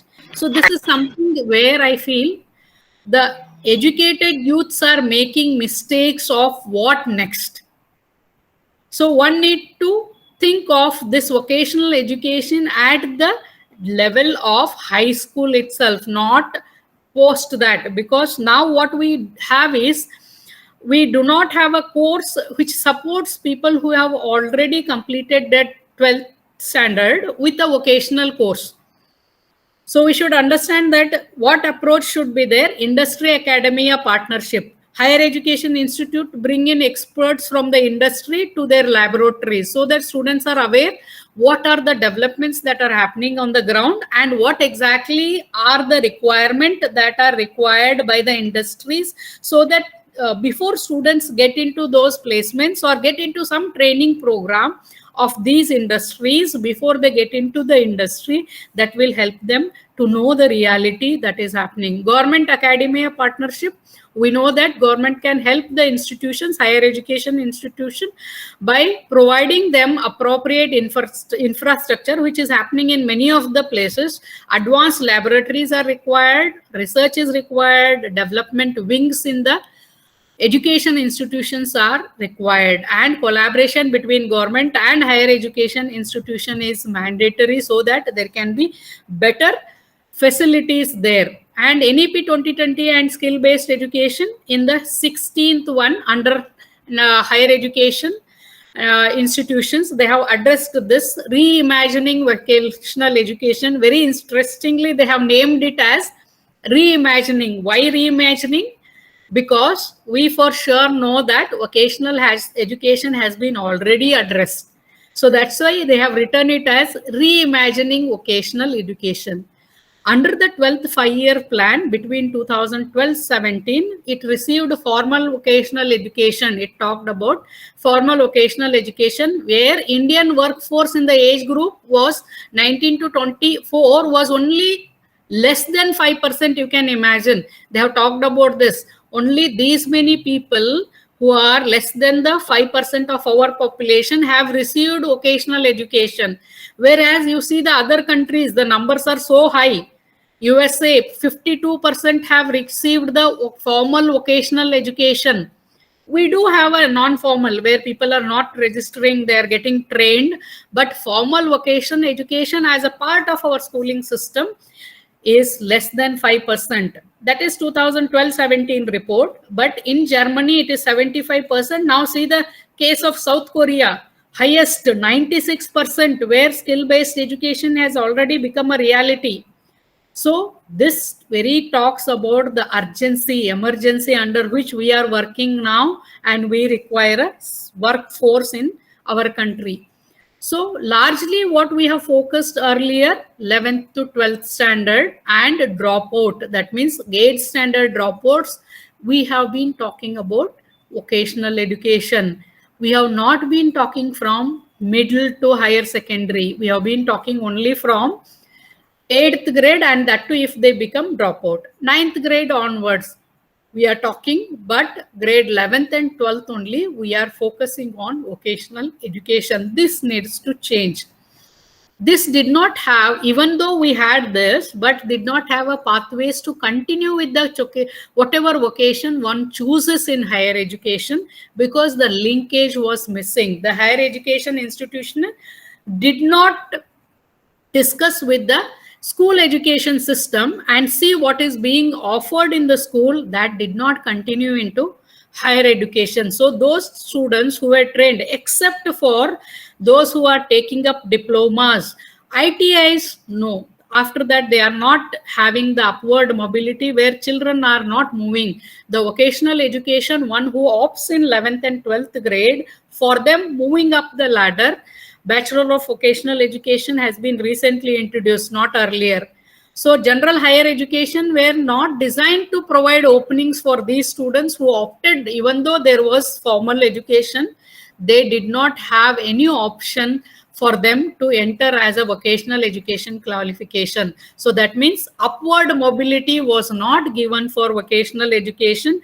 So thus the society also thinks that these are low paid jobs. So exposure at what is the result now? What NEP is talking now? Exposure must be given at middle class. That means from 5th onwards, these children must be given vocational education as integrated one. If you see the way back when I began my talk, I talked about the Kothari Commission. Kothari Commission had very clearly talked about vocational education, and they had talked about all the vocational education being introduced at the school level. And if you see the NCERT, that we run a school at our institution, which is a demonstration multipurpose school. Why it was called multipurpose? The main reason was this. And DMS, the demonstration multipurpose schools, were started with that intention only. It was implementation of the Kothari Commission that talks about vocational courses being integrated at the school level. Children are being introduced to vocational education, and there were some courses like tailoring, dance, drama. Unfortunately, very few of the vocations have still remained at the school, but many have been discontinued as there were not many takers for that. So one has to think of dignity of labor, importance of various vocations involving Indian arts and artisanship.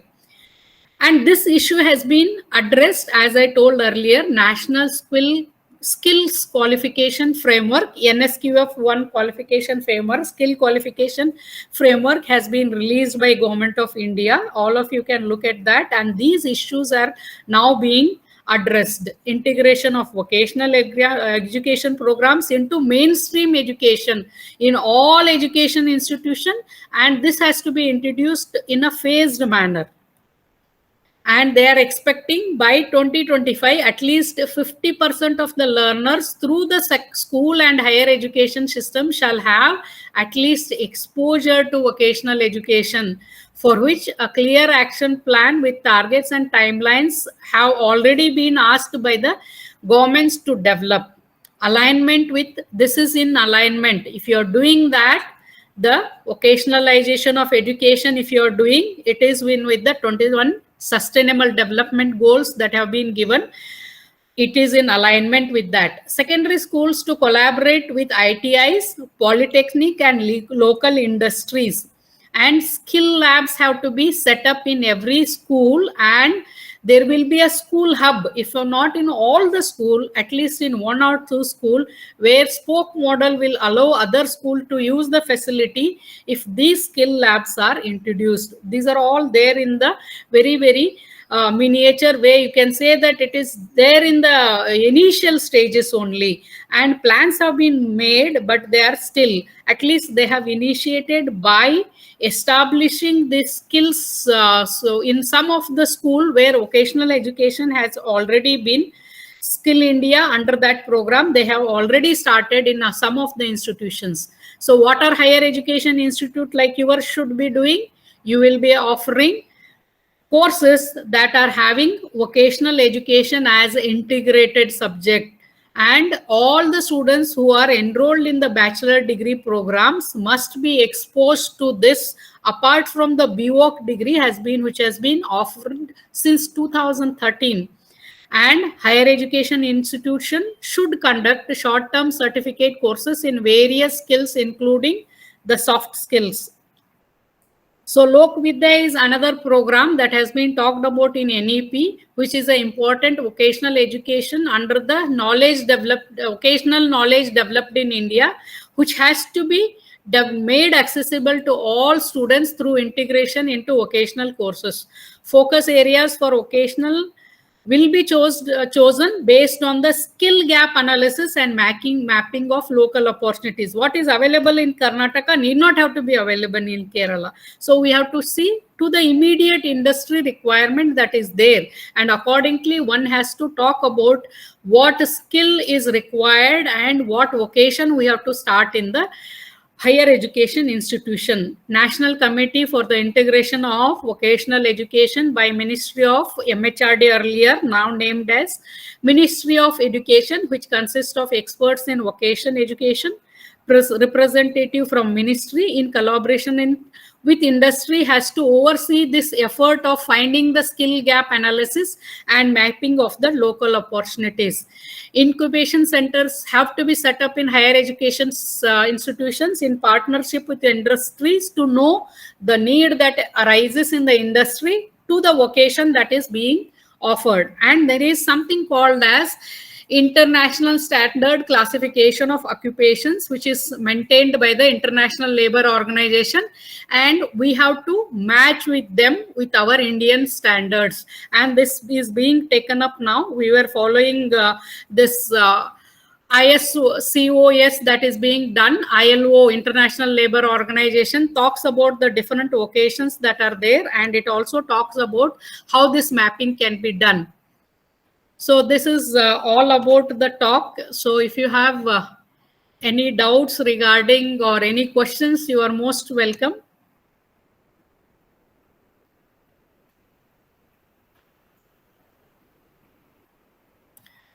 Madam. Leena, madam, I think you are muted. Yes. Unmute. Yeah. Okay, ma'am. So thank you for the session. I think if any of you have any queries or questions, the dice is always open. Anyone?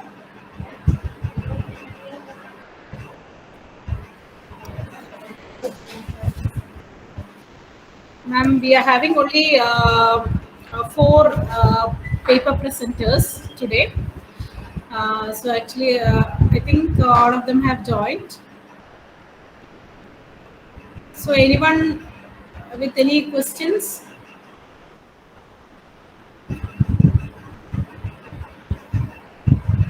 Yes, ma'am. I think someone has raised a question. Yeah. I'll just see. There is a, I think, chat box. There is a question by Smita, madam. Can you please give example of certificate courses we can conduct for become students. So this is something that has to be talked about your soft skills that are required as a become graduate, madam.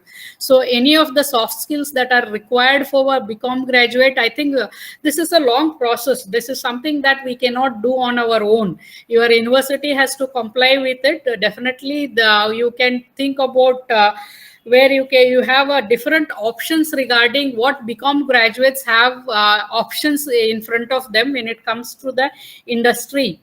And accordingly, I think one managerial skills is something that is very much required for these students, and accordingly one has to talk about these certificate courses, but one cannot do on their own. What you should do is, in compliance with university regulations, you should be able to talk to the institution accordingly and formulate these certificate courses. It is just there as NEP, which has suggestive measures have been given to universities, and they should be able to accept your proposals accordingly to give these certificate courses. But you have to abide by the university clause, I suppose.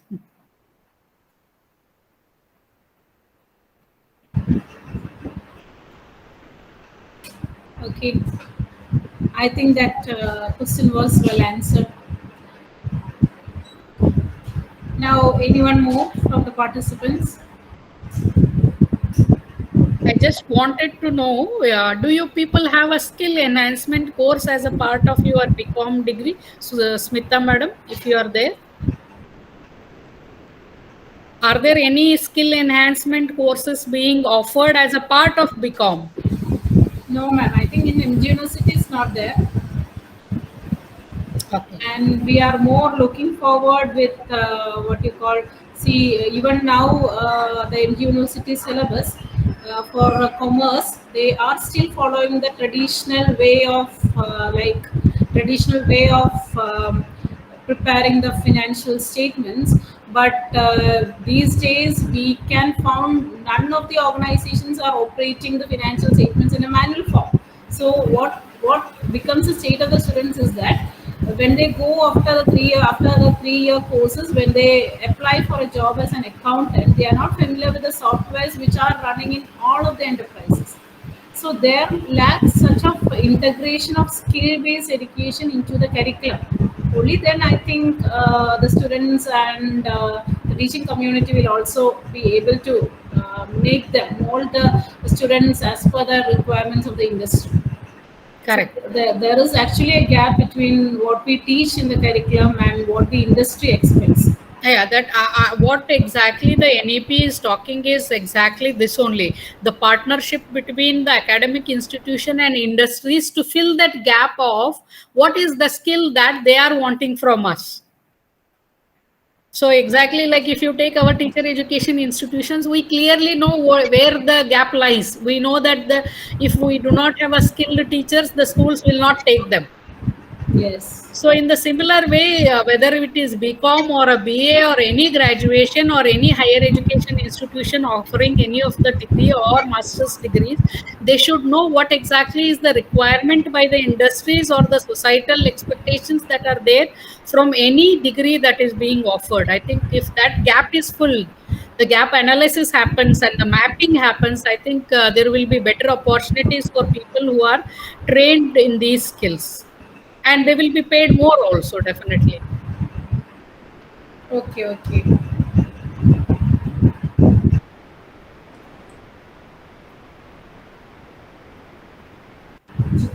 So if there are any more questions, we can just move on to our paper presentation sessions, I think so. Okay, first paper presentation will be by Anju. Yes. Anju Yes, ma'am, ma'am. are you there? Okay. Will you presenting your slide? Excuse me? Will you present your slide over Just there a or minute. else? I'll present my screen now. Shall I present? Yes, ma'am. Okay, fine.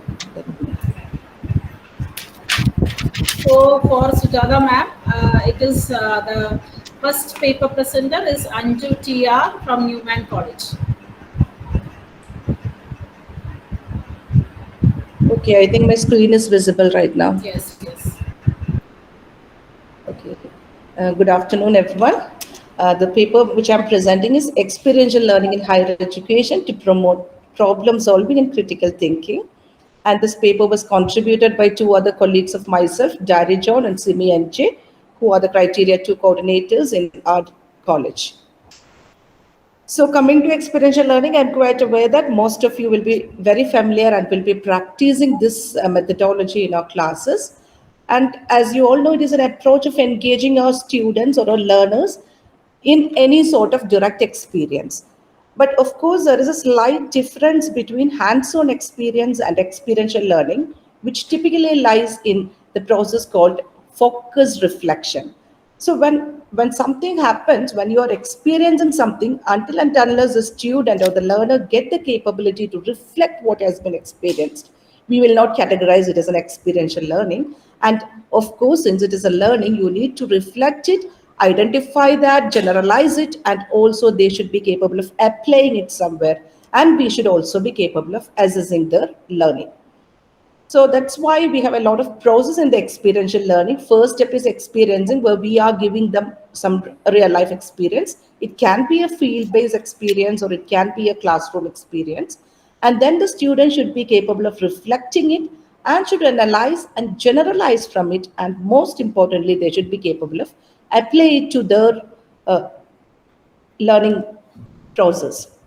Now I will just go through some of the examples where we have tried to incorporate experiential learning in our curriculum to our students. It may not be a very elaborate thing, but I will just give you just to, these are some of our humble attempts to make them indulge in the process of experiential learning. One typical example is usually when we are taking our science students to any lab or botanical garden or lab or any sophisticated laboratory, they are getting a lot of experience from that outside laboratory and botanical garden. This was one such program where we took our students to an exhibition, come another laboratory and a botanical garden. But when we are just taking them to an experience, they are simply experiencing that and then coming back means that is not an experiential learning. Then they should reflect what they exactly learned from that particular experience. That's why when they came back, we insisted that students should discuss it among themselves and they should generalize their experience, what they actually find out. They should reflect their experience and give us something, some tangible outcome from that. And so we insist that they should give us a report. So this report was made by our students, from which we can identify that actually this experience has finally resulted in an outcome. So this is how we are designing every experiential learning in our curriculum, where either it be a field-based or a classroom-based experience, because at the end we should have something to make sure that students are actually reflecting on their each and every experience. Another typical example was when we sent some of our students for internship programs outside laboratories, like we have sent some students for RCC, but they learned a lot of techniques. Of course, they learned a number of techniques, but learning technique is just a technical thing. So we insisted that they should also reflect it, present it in front of the peer group, because not everyone went to that lab. And those students who went, they presented it to the peer group, which is a reflection of what they learned. And then they discussed among themselves, and they have also have given as a report, which is a report of their experiential learning. And again, these students, when they came for the final year, we allow them to apply their experience in their project, final year project. So that makes us a complete circle of experiential learning, where they experience something from outside the institute and they were capable of reflecting on that and capable of applying it within the institute in another context. So an experiential learning can be either a classroom-based experience or can be a field-based experience. And usually there are a lot of examples for classroom-based experience, like you can go into role-playing or case studies can be given, or simulations, which is quite commonly given in science experiential learnings, and presentations by students or various type of group work when peer groups are discussing and when peer teaching is happening. All this gives us some sort of experiential learning. And mostly field-based experiential learning strategies are quite easy. Like there are some courses where we have this within the curriculum. For example, for our students who are learning Model 2 in botany, they have one of the experiential learning within their curriculum, that is on-job training, but they are actually getting an experiential learning from their curriculum itself. But most of the other courses, we have to find out our own chances. And practicum is also there in almost every science subject, so it is there within the curriculum. Otherwise, we used to send them for internships experience or field work experiences, or even corporate education experiences, which may not be quite applicable for the traditional arts and science courses, maybe for MPA and all.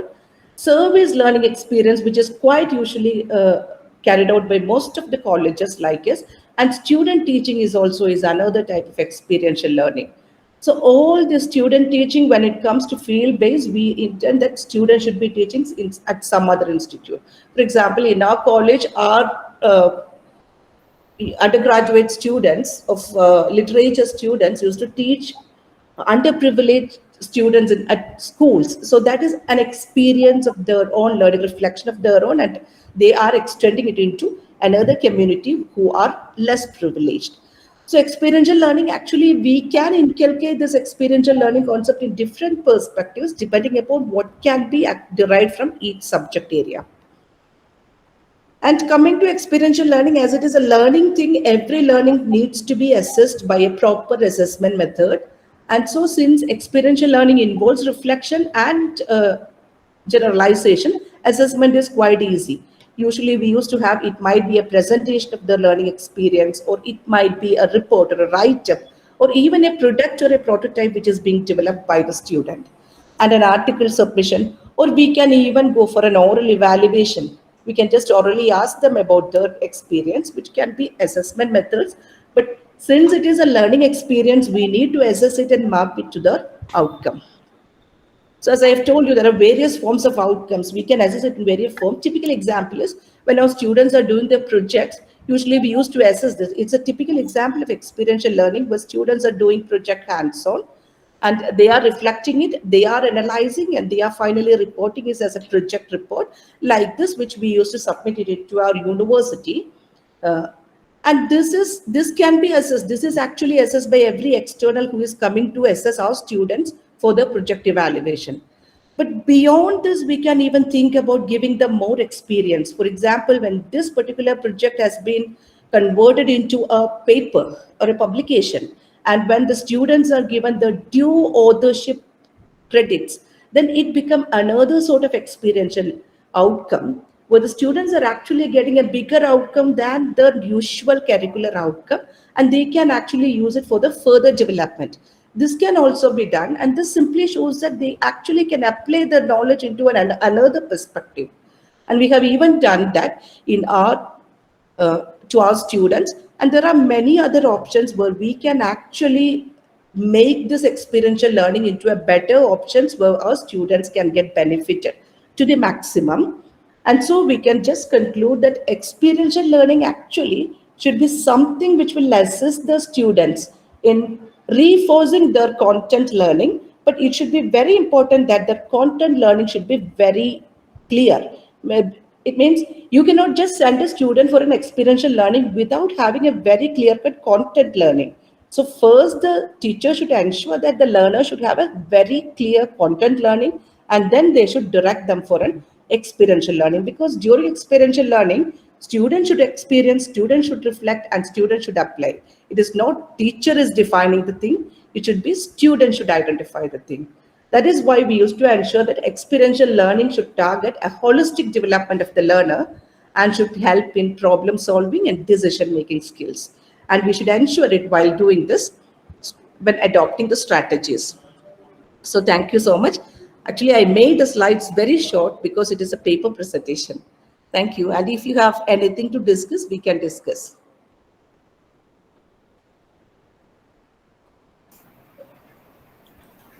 Yeah, thank you, Anju madam. Congratulations to you for taking up something that has been suggestive in NEP 2020. Congratulations to you and your colleagues also. Thank you, ma'am. Yeah, I just an observation after that. If anybody has any questions, I would like them to ask questions. This is a Kolb's experiential learning. that has been given by Cole, and it has got a Yes. model of experiential learning, and Yes. Madam has taken up accordingly. Yes, ma'am. Only my suggestion, it's not just an observation, and also a suggestion that if Yes, at ma'am. all you could have taken it up as a model, and where you could have taken it up for the assessment of these students post, there would have been little more structured one where you Structure. would have had your findings along with it. That is a Okay, suggestion ma'am. for you, so that you can Okay, improve okay, ma'am. upon when you take up next research. Okay, okay, ma'am. Definitely. Thank you for the wonderful suggestion. Yeah, anybody has questions?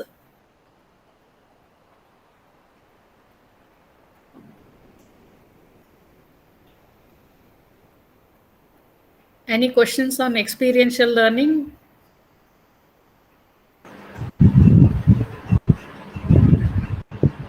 Elena, madam, I think there are no questions, so we can go to the next presentation. Yes, ma'am. Hope so. Uh, I think that was a very good presentation, Anju ma'am and colleagues. Thank you for the that was like experiential learning. Happy to hear and know that various institutions are coming in various forms. Like before NEP has been introduced into curriculum, already institutions have been prepared to take up the new challenges. So very good to see and to hear that. Thank you, Okay, so the ma'am. next participant is Shamina Hamza. I think she's on the line. Shamina, it's over to you. Yes, hello, good afternoon. Yeah, good afternoon, madam. Please go ahead with your presentation. Yes.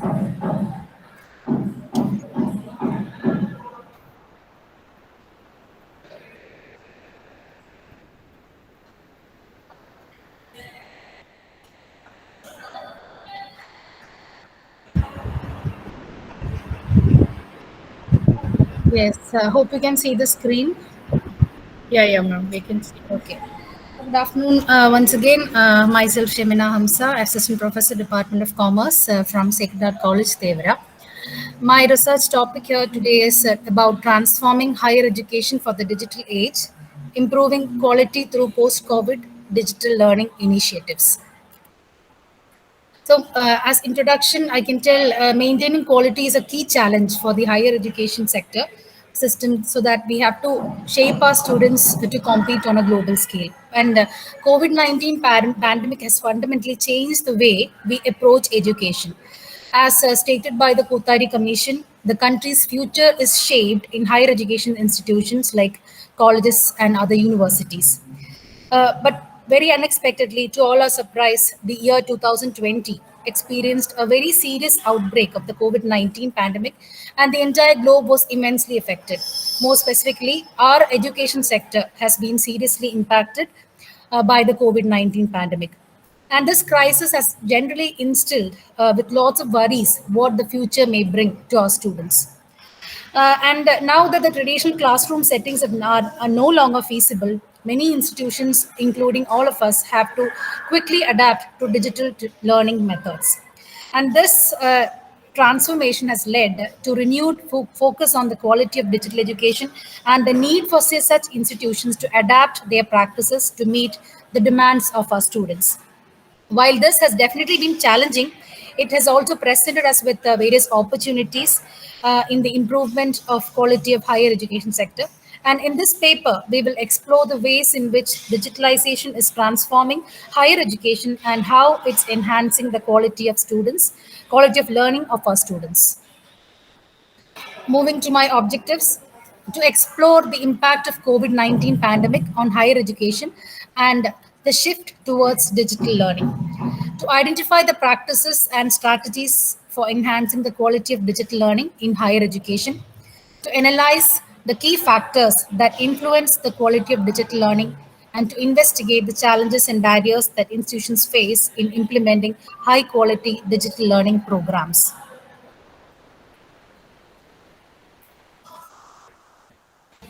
Coming to research methodology, the present study was conducted using both primary data and secondary data. A survey of students using students and faculty through a questionnaire was conducted to experiences with digital learning during the pandemic. Secondary data sources, including government reports and institutional data, was also used to understand the trends and patterns in the shift towards digital learning during the pandemic. Coming to the results of the study, regarding the impact of COVID-19 pandemic on higher education and the shift towards digital learning. The impact of COVID-19 pandemic on higher education sector has accelerated adoption of digital learning programs by higher education institutions, and as a response to the need for the alternative modes of instruction is actually a new phenomenon to all of us. And as per the survey reports, the findings of the study revealed that as a result of COVID-19 pandemic, there has been an increased access to education.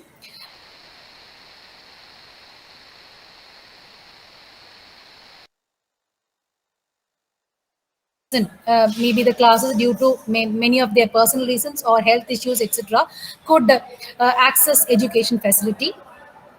Then Shemina, I think your slides are not moving. Is it okay, ma'am, now? Yes, now it's okay. Okay. So improved flexibility and convenience. Digital learning programs, through the digital learning programs, students are being offered more flexible scheduling options and the ability to learn from the anywhere with an internet connection that makes education more accessible and convenient. Another result showed that enhancement in technology and resources through digital learning programs, they have resulted in the development and implementation of new technologies and the resources that improve the quality of education and make learning more engaging and interactive. Another impact that was seen was unequal access to technology. The shift actually has made, even if it was a shift to digital learning, it has actually highlighted a digital division there, with some students having unequal access to technology and resources, wherein because of their students residing in many rural areas used to find it difficult to access to their classes, and they can result in disparities in the education outcomes. So these were the major impact that was found after my study. And coming to the next objective, that is challenges and barriers. The various challenges and barriers that the institutions face in implementing high quality digital learning programs. First one is lack of resources.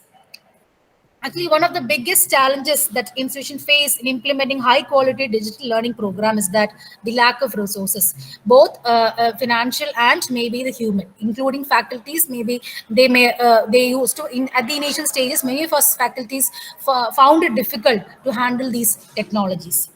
And the resistance to change.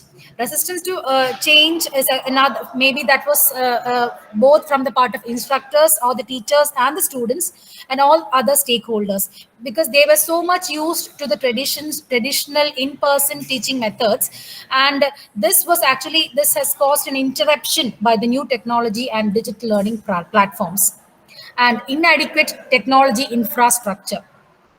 Another challenge that was there is the institution has inadequate technology, infrastructure, and connectivity to support the digital learning programs. Another challenge that was faced is lack of training and support for instructors. Many instructors may not have the skills or the training needed to effectively implement the digital learning programs, which can actually impact their confidence also and the ability to engage the students or to motivate them towards digital learning. Privacy and security concerns. Institutions also face privacy and security concerns regarding collection, storage, as well as the use of student data during the digital learning process. Assessment and evaluation challenges. There are also challenges with assessment and evaluation as compared to the traditional methods. Many of the assessment methods we used to follow is not compatible with the digital learning or suitable for the digital learning environment. Student engagement. Ensuring student engagement and the interaction through the digital learning process was also a big challenge, especially the students may be less motivated to participate or to speak out their views while they are in virtual classrooms. Quality control. Institutions also now struggle to ensure the quality of digital learning programs and to continuously improve them over the time. Equity of access. Ensuring equity of access to technology and resources for all the students during the digital learning may also be a challenge, especially for the students from low income backgrounds. Integration with traditional teaching and integration with traditional teaching methods. Actually, institutions are now being struggling, many of the to an extent, towards integration of digital learning with traditional teaching methods, which may impact the effectiveness and quality of digital learning. So these are the major challenges and barriers that were identified through my study that the institutions face while implementing high quality digital learning programs. Coming to my for enhancing the quality of digital learning in higher education. Incorporation of interactive and engaging technologies. As we told that the student engagement or the student participation was is kind of very less as they are in virtual classrooms. Digital learning can be made more effective by incorporating interactive and engaging technologies such as virtual simulations or kind of interactive videos, maybe usage of games, etc., which may motivate them to participate. Personalized learning is another practice that can be adopted. This can be achieved by using technologies that provide real-time feedback and analysis to students, helping them to improve their learning progress. And integration of virtual classrooms. Virtual classrooms can be used to facilitate real-time interactions between students and instructors, and those interactions can be used to foster the collaborations, discussions, and problem-solving activities. Use of multimedia and interactive resources. The use of multimedia and interactive resources such as I told, videos, animations, quizzes, etc., can help them or encourage them to make digital learning more engaging and much more interesting. Adoption of flipped classroom approach. A flipped classroom, it involves maybe assigning readings, videos, other activities to students before class, allowing them to have a in-class discussion, maybe giving them problem-solving activities, and other kind of interactive learning. Though these can be adopted as best practice again.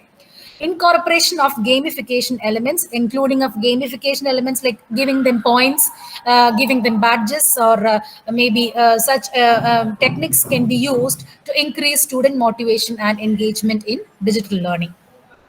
Provision of resources and support for instructors. Institutions can provide support with instructors with training and maybe as a support to effectively use technology and how they can make use of these practices to engage their students. Then regular evaluation and improvement of digital learning programs. It is very important to regularly evaluate the effectiveness of digital learning programs and to continuously make improvements based on the feedback that we get from the students.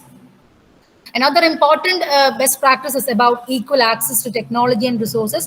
Institutions can ensure that all the students have access to the technology and resources needed to participate in digital learning, regardless of the social economic status or the place they come in or the financial background they come from.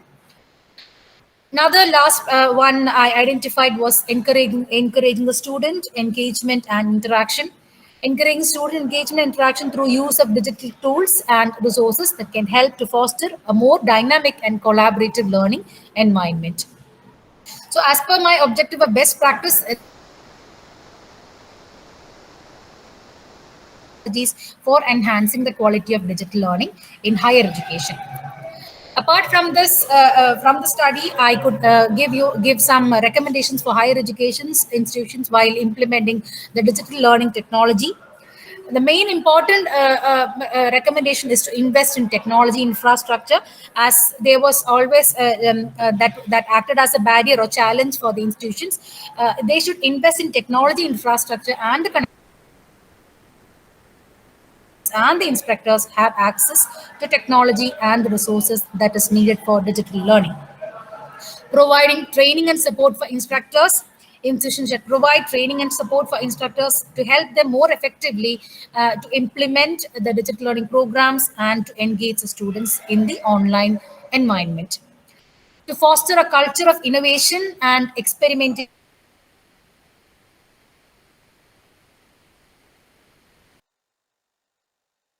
and the students to explore new technologies and digital learning methods that can improve the quality of digital learning programs. And always address the privacy and security concerns. Institutions shall ensure that appropriate measures are in place to Shemina, protect. may you please conclude? Yes, it's over, ma'am. Yeah, so to conclude, to collaborations with other institutions, etc., are the recommendations for higher education. And to conclude, the COVID-19 pandemic has actually accelerated the transformation of this higher education towards a more digital-based learning approach. And it is crucial for the higher education institution to invest in development of robust and accessible digital infrastructure and the resources to provide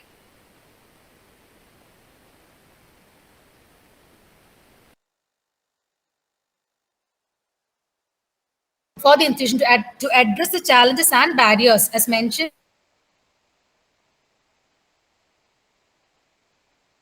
quality education.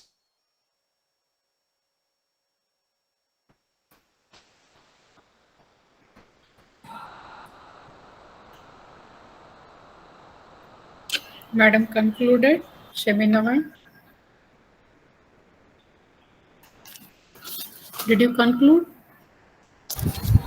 Yes, Shemina, are you there? I think she has some network problems, ma'am. Yeah. Uh, yeah, any questions over this? Otherwise, I'll give my observations. Any questions?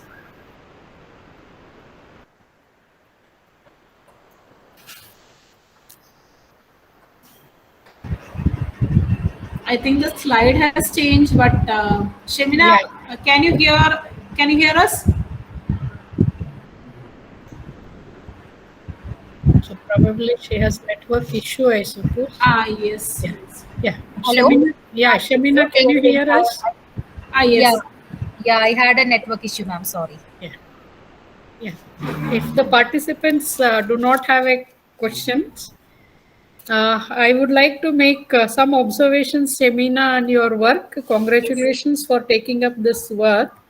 Thank you, ma'am. But your research would be more supplemented and more becomes more authentic when you can give us some numbers. For Okay, ma'am. example, if at all you could have done some basic percentage analysis in terms of students' reflections. Okay. When they talked about you, very important one of the observations that you made was unequal access to technology, which is a digital divide. Yes, ma'am. If at all you could have given us some numbers based on which we could have known that number of students who could not have access to this education during the COVID pandemic. Yeah. Please keep this in mind when you make any analysis, because I'm basically from education, so we make this we ensure that we give the percentage at least minimum when we do this. And incorporation of gamification, you can again re-look into this, because this has a different perspective when we are talking of the classrooms, and flipped classroom also. When you are talking the flipped classroom, we are actually reversing the classroom teaching learning process, where you talked about, yes, of course, giving learning resources to the children, but carrying them home as a supplement, and then they discuss and come back, as you rightly pointed out also. But Yes. how effective it is, all these could have been told in terms of percentage, that how many students or faculty are in view that they must go for these new methods of teaching that are being discussed about here. Thank you. Okay, ma'am. Thank you. Yes, yes. Definitely, I'll look into it.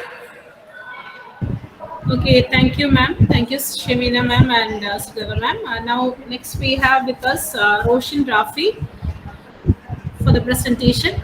Roshan, Good afternoon, ma'am. yes. Yeah. Shemina, you have to, yeah, close your Yes, ma'am. presentation. You have to Yes. close.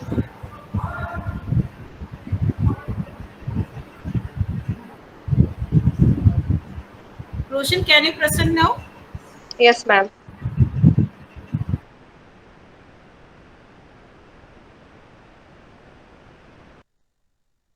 Ma'am, is the presentation visible? No, I don't think so, Roshan. It is visible.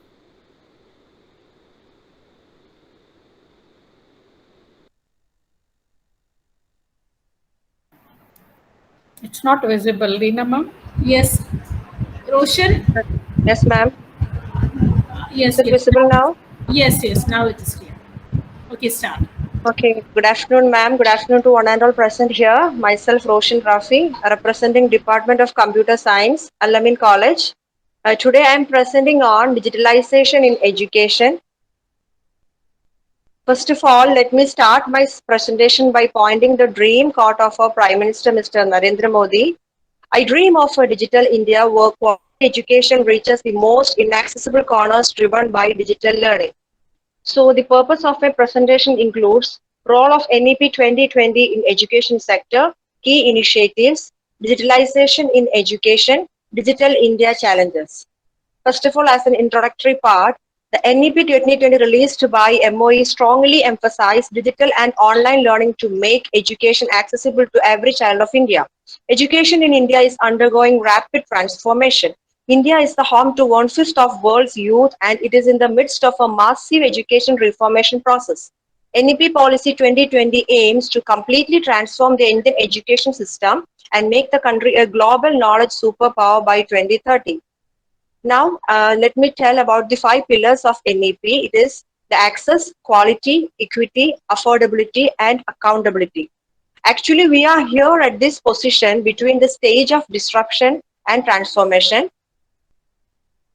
Now, let me move on to the key initiatives. It includes the digital infrastructure, online teaching platform and tools, virtual labs, content creation, digital repository and dissemination, blended models of learning, online assessment and examination, training and incentives for teachers.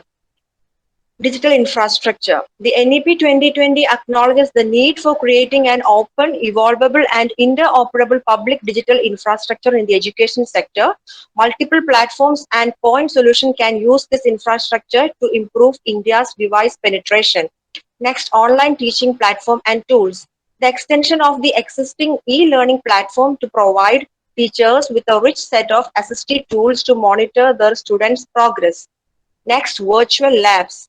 The schools should leverage the existing e-learning platform to create virtual labs so that all the students can access practical hands-on learning experiences. There is a need to provide students and teachers access to online learning through appropriate digital devices such as tablet with preloaded content. Next, the content creation and digital repository. The school should create a digital repository of content that includes coursework and other play activity-based learning material. The learner should be able to rate the quality and effectiveness of the content.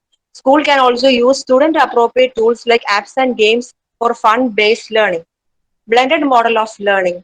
NEP Policy 2020 recommends school boards design and implement assessment framework that encompass the creation of competencies, rubrics, portfolio standardized assessment, and assessment analytics.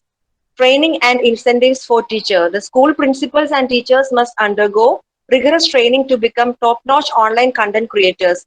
The new policy should emphasize the teacher's role in engaging students through online content. This is the summarized key initiatives, mainly includes pilot studies on online education, digital infrastructure, online teaching platform and tools, content creation, digital repository and tools, addressing the digital divide, laying down standards, blended models of learning, training and incentives for teacher, virtual lab, online assessment and examination. Next, let us see how this digital education help us to move a step forward. Online and education, digital education, a way forward. These are the various findings which I could found. Suitable teacher training to prepare teacher as effective online educators, availability for affordable computing device to eliminate a digital divide, optimize and expand existing digital platform and ICT-based initiatives, provide assistive tools for monitoring progress of diverse group of learners, invest on creation of open, interruptible, evolvable public digital service, provide two-way audio and video interface for holding online classes, educational programs to be made available 24/7 in different languages, leverage existing platforms for creating virtual labs, blended approach with online and experiential learning, online assessment in different approach, change in pedagogy for online or digital education. These are the thrust of a technological intervention, teaching, learning and evaluation, supporting teacher preparation and professional, enhancing educational access, streamlining educational management, removing language barriers, access to the Divyang students. Next, let's move on to the challenges. These are the online and digital education challenges.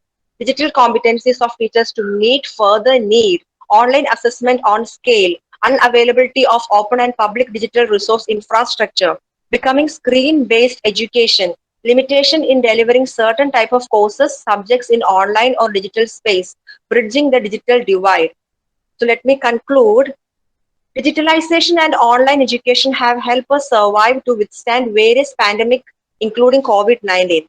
As technological advancement, rapid globalization, and unprecedented developments have transformed the future of work, the existing education models need to be reassessed in keeping the challenges of global economy.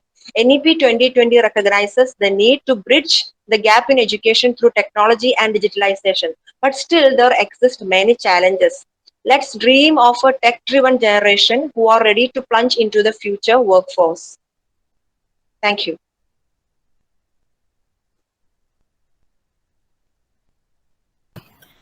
Any questions to Roshan?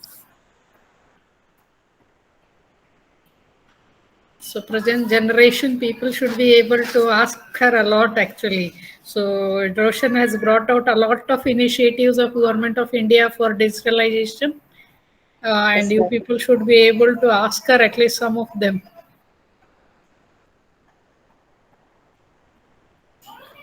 Yeah, Roshan, congratulations. You have brought out a lot of the initiative that have been taken, and this government has taken huge initiative regarding this digitalization of education, and there was a digital divide, and to some extent we were able to cover, and slowly we are taking one step ahead, and we are trying to bring in all corners of our country as one, and trying to bring that one slide where you talked about the hybrid mode of learning. I think very soon that is going to be a reality now with the blended mode of learning that is there, and COVID pandemic, let us take it as a blessing in disguise, where we could encash the digitalization of education, and where we could get connected with our students even though there was pandemic. So thank you very much giving us a glimpse of digitalization of education. Thank you. Thank you. Okay, thank you. Ma'am, Leena ma'am. Yes, okay. Thank you, Roshan. That was a nice session. Now moving over to the last presentation by Abinsha. Yes, ma'am. Okay, Abinsha is here. Okay. Start your presentation.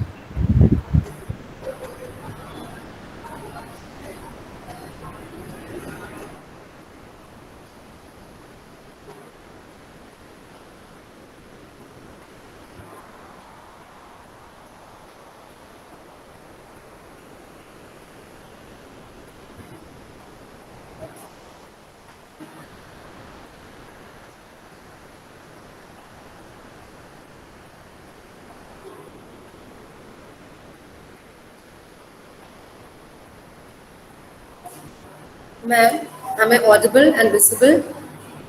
Yes, yes. Okay. Move on. Yes. Good afternoon, ma'am. And good afternoon, one and all. Then myself, Abinsha Meeran, yeah, working as a lecturer in Computer Science Department in Al-Ameen College, Tirupati.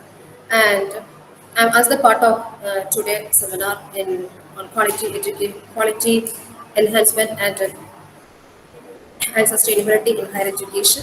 I'm going to take a class on quality parameters and assurance in higher education. Okay. Yes.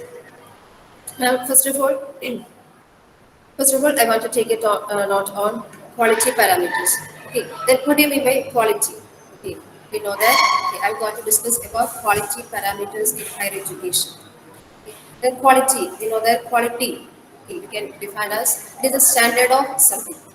Okay, as measured against other things of a similar kind, or it can be defined as degree of excellence of something. Okay, we know that quality is never an accident. Okay, it is an ongoing process of building and sustaining relationship by assessing, anticipating, and fulfilling stated and implied needs. So we know that the quality can be achieved by the cooperation among all the delegates in an institution.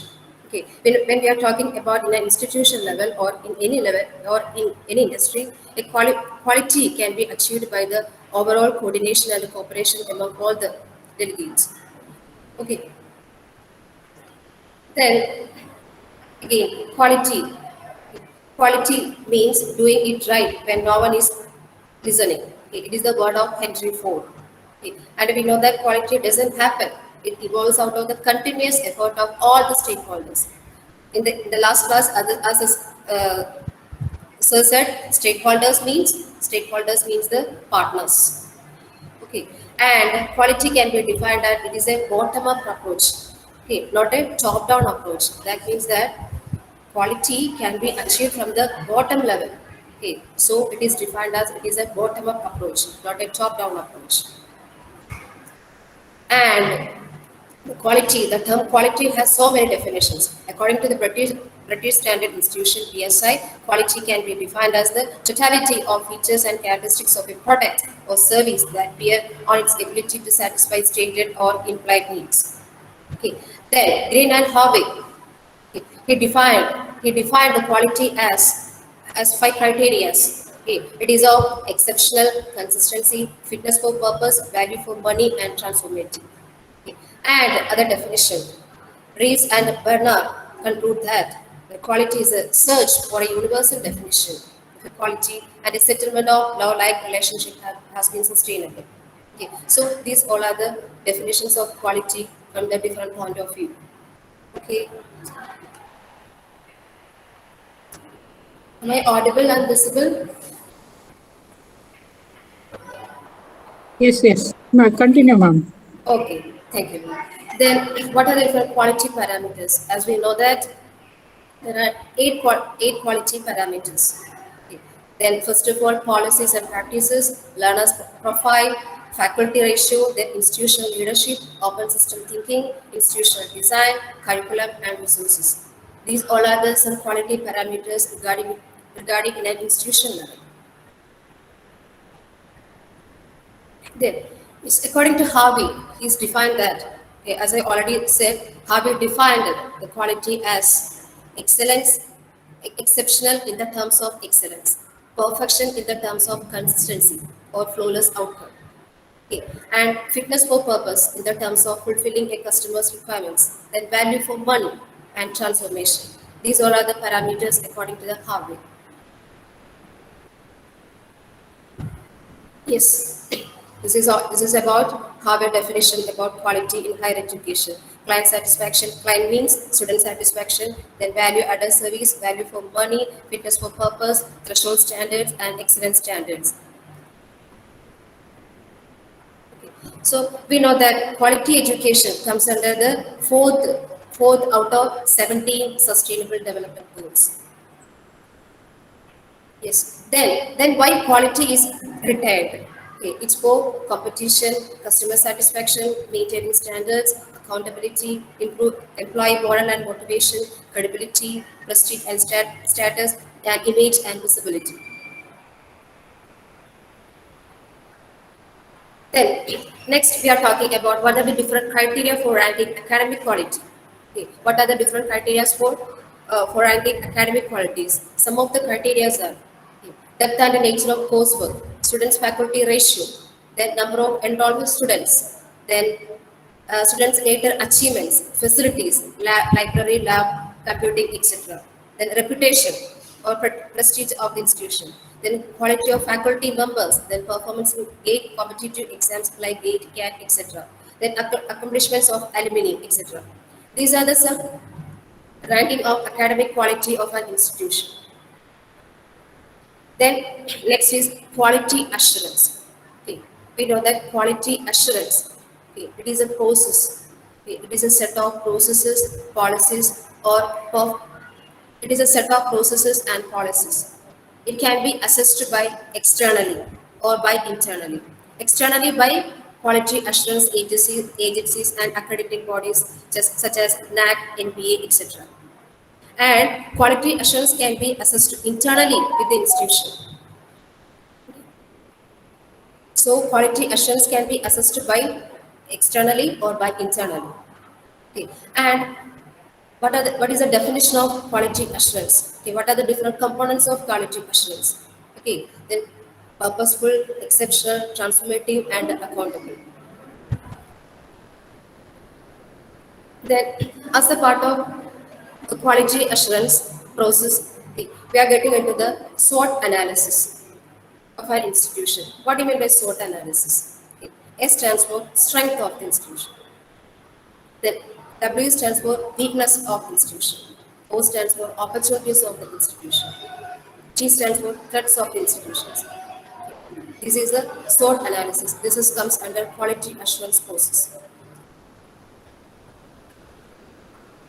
Then next one is ADRI. ADRI. This is a quality cycle. This is a standard approach to quality assurance and enhancement. A stands for approach. D stands for deployment. R stands for results. I stands for improvement. Okay. What are the different approaches we are taken for the quality assurance? Okay. Then deployment. Then results. What are the different results based on the quality assurance? Then improvement.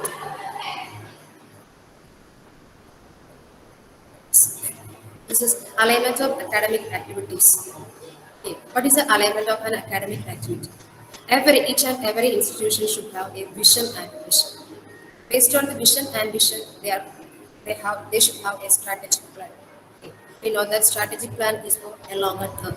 It includes the institution goals, objectives, strategies, indicators, measures, targets, results, etc. Okay. Then, based on the strategic plan, they should have a operation plan. It should be for a shorter period of time. For example, for a one academic year. It also includes a clear objectives, action plans, quality standards, key performance indicators, implementation timetables, progress monitoring, process, etc. Okay. These are the parameters comes under the operation plan. Okay. Then next one is stakeholders. Okay. Stakeholders means these are the people comes under this strategic plan and the operational plan. These are the benefit. These are the beneficiaries of this strategic and the operation plan. Okay, then next one is how can we improve the quality in higher education institution? Okay, the one method is by strategic management. Okay, what do you mean by strategic management? We know that strategic management and quality assurance are related with each other. Okay, it is the strategic management is the basis of a quality assurance process. Okay. Then what is the quality assurance process purpose? It is used to make sure that strategic and other objectives can be achieved by the quality assurance processes. Then this is an integrated management approaches. First of all, they are planning a strategic management planning. Okay. Based on that, they are performing a quality assurance. Okay. On the part of quality assurance, there should be an internal benchmarking. As we said, that quality assurance can be done by internally or by externally. So there should be an internal benchmarking. Okay. Then there should be an external evaluation. Okay. It leads to pedagogical management and process management. It leads to pedagogical means the processes or policies followed by the teachers for the teaching learning process. Okay. It leads to a pedagogical management and process management.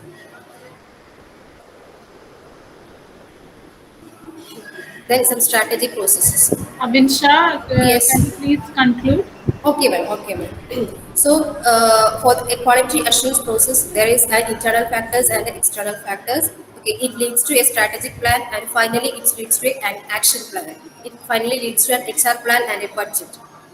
Okay. So these are the concepts of quality assurance parameters: accreditation, quality audit, thematic evaluation, process evaluation, benchmarking, etc. Okay. This is a quality cycle: plan, do, check, act. This is a PDCA cycle for quality assurance. Okay. Okay. Let me conclude. Okay. As I told, quality doesn't happen. It evolves out of the continuous effort of all the stakeholders. Okay. And achievement of quality parameters leads to a better quality education.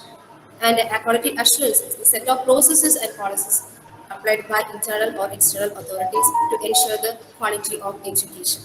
So I am telling that the achievement of quality parameters leads to a quality education.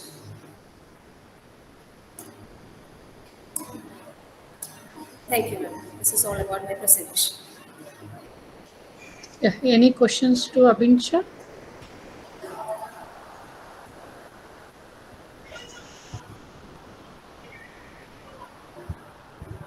Yeah, any questions from the audience? Yeah, I'll give my observation, Abhinsha. I felt that you could have interlinked the NAAC, IQAC, UGC, and Yes. NEP in terms of your quality parameters of quality assurance that you were talking. That would have been more broadened and more specific also. It would have covered the aspect from the NEP as well Yes. as what is the present institution Al-Ameen is trying to do is that only. What we are trying to do through the IQAC is for ensuring the quality only. I think that should have been pitched in somewhere with the aspect of IQAC and NAAC and Yes. how that is related to UGC and how that is again reflected through the NEP 2020 as a Yes. vision. I think all NEP 2020 talks about is the quality assurance in the higher education institutions, and a lot has been spoken about in NEP 2020. From that perspective, if you would have added your thoughts, I think it would have been more specific regarding the quality assurance in Indian context. Thank you. Okay, ma'am. Thank you. Okay, thank you, Avinsha, and thank you, Sujata ma'am. So that's the end of our paper presentations for today. So thank you, Sujata ma'am, for accepting our invitation to join as a resource person. And over the above, you have also consented to be the chair of the paper presentation session also. So may I now request Ms. Raisa from Department of BBA, Business Administration, to deliver the vote of thanks. Okay, am I Yes, audible? Raisa, you are. Okay, so good afternoon to one and all. That was a very informative session, ma'am. On behalf of Al-Ameen College and the entire fraternity, I extend my sincere and hearty thanks to the speaker of the day, Sujata ma'am, who spared time from her busy schedule and being with us today. Thank you, ma'am, for explaining to us the ideas and concepts behind the most innovative and demanding learning method, skill-based education. I'm sure this session turned out to be very productive for everyone who attended this. And once again, a hearty thanks to all the participants for your active listening and participation. And congratulations to all the participants who presented papers here. So once again, Sujata ma'am, for being with us today and sharing your words. It was so enlightening to us. Thank you. Really, thank you. Once again, thanking you all. Yeah. Thank you, Leena Madam, and all the fraternity of Al-Ameen Institution for giving me this opportunity to share my thoughts regarding skill-based education. Thank you a lot. Okay, ma'am. Thank I'll you, just ma'am. conclude with the remarks which you have mentioned in your talk, which has just um, which which I like the most. Which you have started with a sentence like skill-based education. It's not a choice for a country like India. It is something which is a need of the hour. So let us all move forward with incorporating as much we can have practical sessions, including skill, and be prepared to incorporate the NEP 2020 into a curriculum. So thank you, ma'am. Thank you so much. Thank you, ma'am. Okay, so once again, we are at the end of our two-day national seminar, sponsored national seminar. I'm indeed a great honor to have you all with me in this endeavor for this two-day national sponsored national seminar. I'm highly indebted to the NAAC for providing us with the financial assistance in organizing such a vibrant national seminar on a topic quality enhancement and sustainability in higher education institutions, and